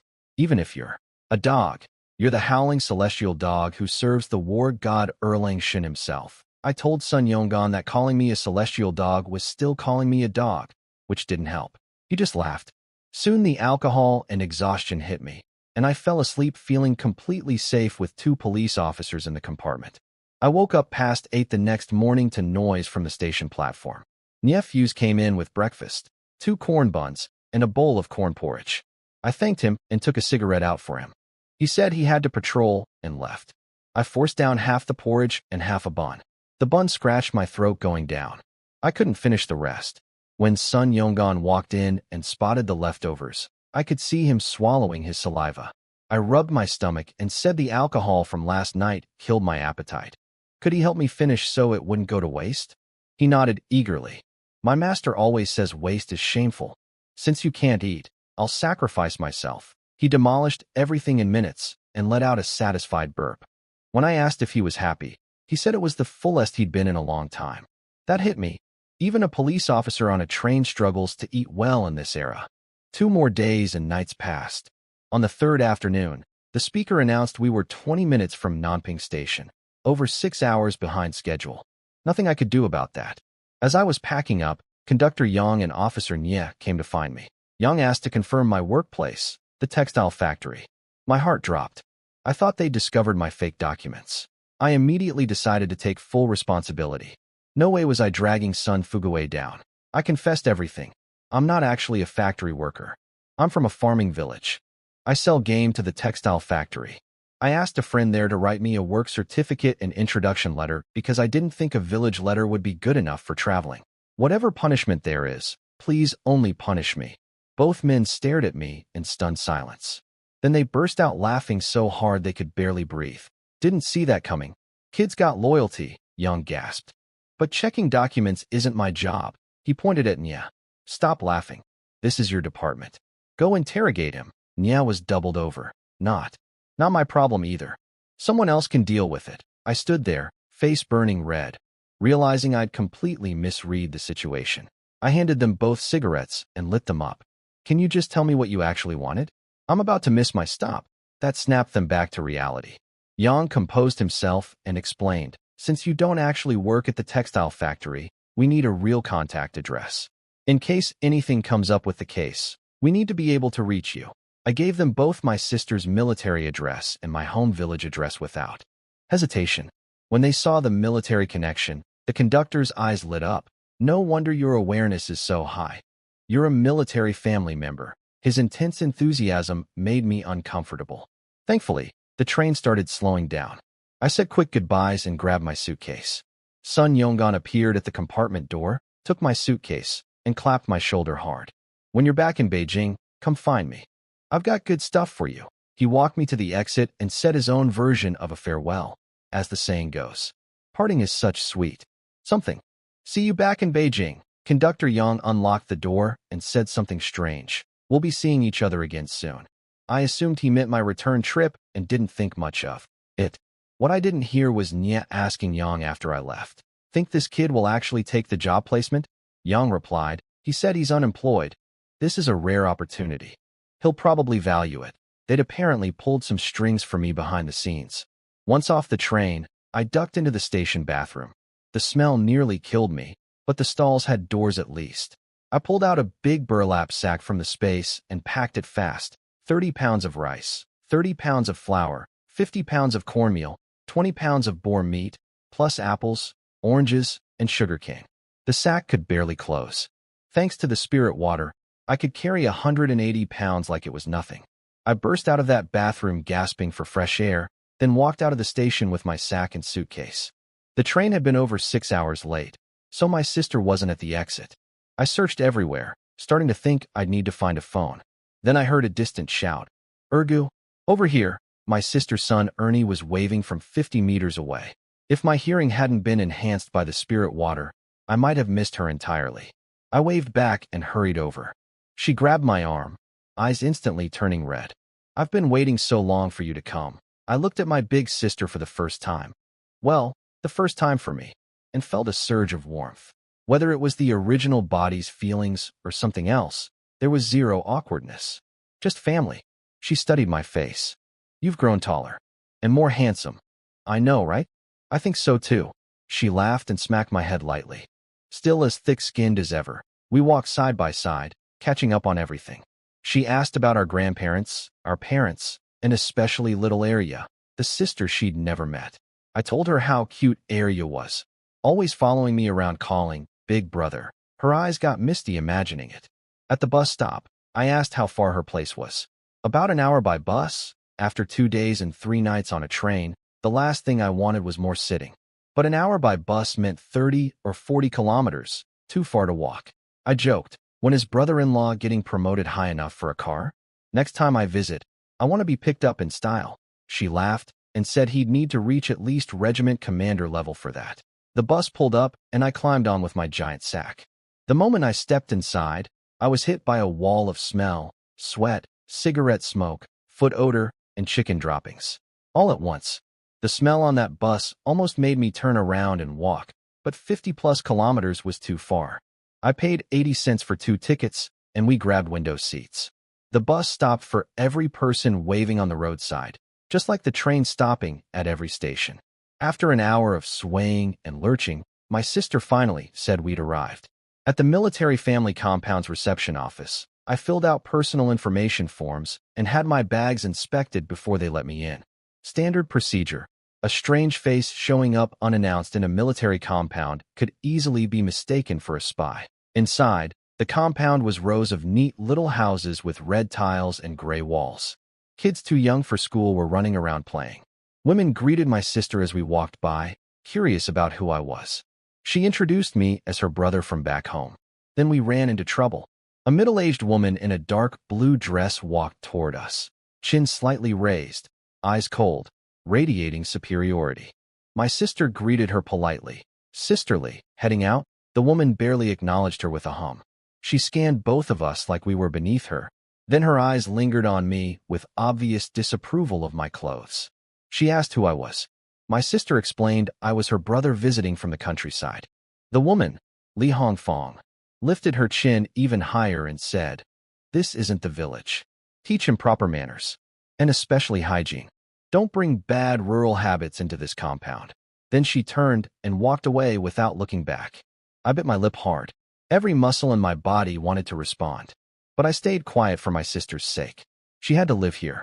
Once we were out of earshot, I asked who that woman was. My sister sighed. She's the regiment commander's wife. Apparently, she was some kind of upper-class lady before liberation. Between that and her husband's rank, she thinks she's above everyone. She's always like this. My blood was boiling. Since when does where you're born decide your worth? Without farmers growing food, people like her couldn't even find a warm meal. But my sister grabbed my arm and whispered, "Keep it down. Your brother-in-law has to serve here. We can't make trouble for him." I nodded reluctantly, but made a mental note. If this woman ever crossed the line with me directly, regiment commander's wife or not, I wouldn't hold back. At home, My sister poured me water and told me not to take Li Hongfang's words to heart. I waved it off, not worth my anger, and changed the subject by opening my big sack. One by one, I pulled everything out: rice, flour, cornmeal, apples, oranges, sugarcane, smoked wild chicken, smoked wild rabbit, and a massive 20-pound slab of pork. My sister's eyes kept getting wider as I pulled things from the sack. When the 20-pound chunk of pork came out, she nearly screamed. "Where did you get all this?" Her voice was shaking. I grinned. "Guess, wrong move." She slammed the table and stood up, fury in her eyes. "Son Ergu, did you forget everything Dad taught us?" What's the one thing he said more than anything else? Memories of the original owner flooded my mind. Specifically, memories of this big sister beating him senseless whenever he misbehaved. Their parents and grandparents always went easy on him as the only boy, but not her. Light punishment meant twisted ears. Heavy punishment meant a bamboo rod to the backside. I snapped to attention like a soldier. Freeze standing in the wind. Starve, but never steal. "Sister, please let me explain. You've got one chance. Otherwise, don't blame me for turning you in." She had tears in her eyes. She was dead serious. I quickly told her I was working as a purchasing agent at the Beijing textile factory. She didn't believe me, so I pulled out the work certificate and introduction letter. She read them carefully, confusion all over her face. "When did you become a factory purchasing agent?" "This is too sudden." I explained the whole story. Started by selling wild boar I'd hunted to the factory, built a relationship with the purchasing chief, and eventually he offered me the position. "You know how valuable a state factory job is. You think I'd turn that down?" She calmed down but kept warning me. "Don't do anything illegal just to bring me food. We may be poor, but we live with dignity." I promised her everything was legitimate. She finally relaxed, patted my head, and said, "You've really grown up. I'm proud of you." Then she started making dinner. I asked when the kids got out of school. 4:30, she said. I pointed at the clock. It was already 5. She shrieked, and we both bolted out the door. At the school gate, little Rulong and Ruffling were standing there looking pitiful. The last 2 kids left. 5-year-old Ruffling put on a grown-up act. "Mom, did you lose track of time doing housework again? I keep telling you. Just let me bring brother home. I can handle it." My sister apologized to the waiting teacher and knelt down to comfort the kids. Ruffing shook her head like a tiny adult, hands behind her back. Meanwhile, 8-year-old Rulong was staring at me intensely, like he was trying to place my face. I decided to tease Ruffing. "Little Fong, your mom wasn't doing housework. She was late because she came to pick me up." She looked at me suspiciously. "Who are you?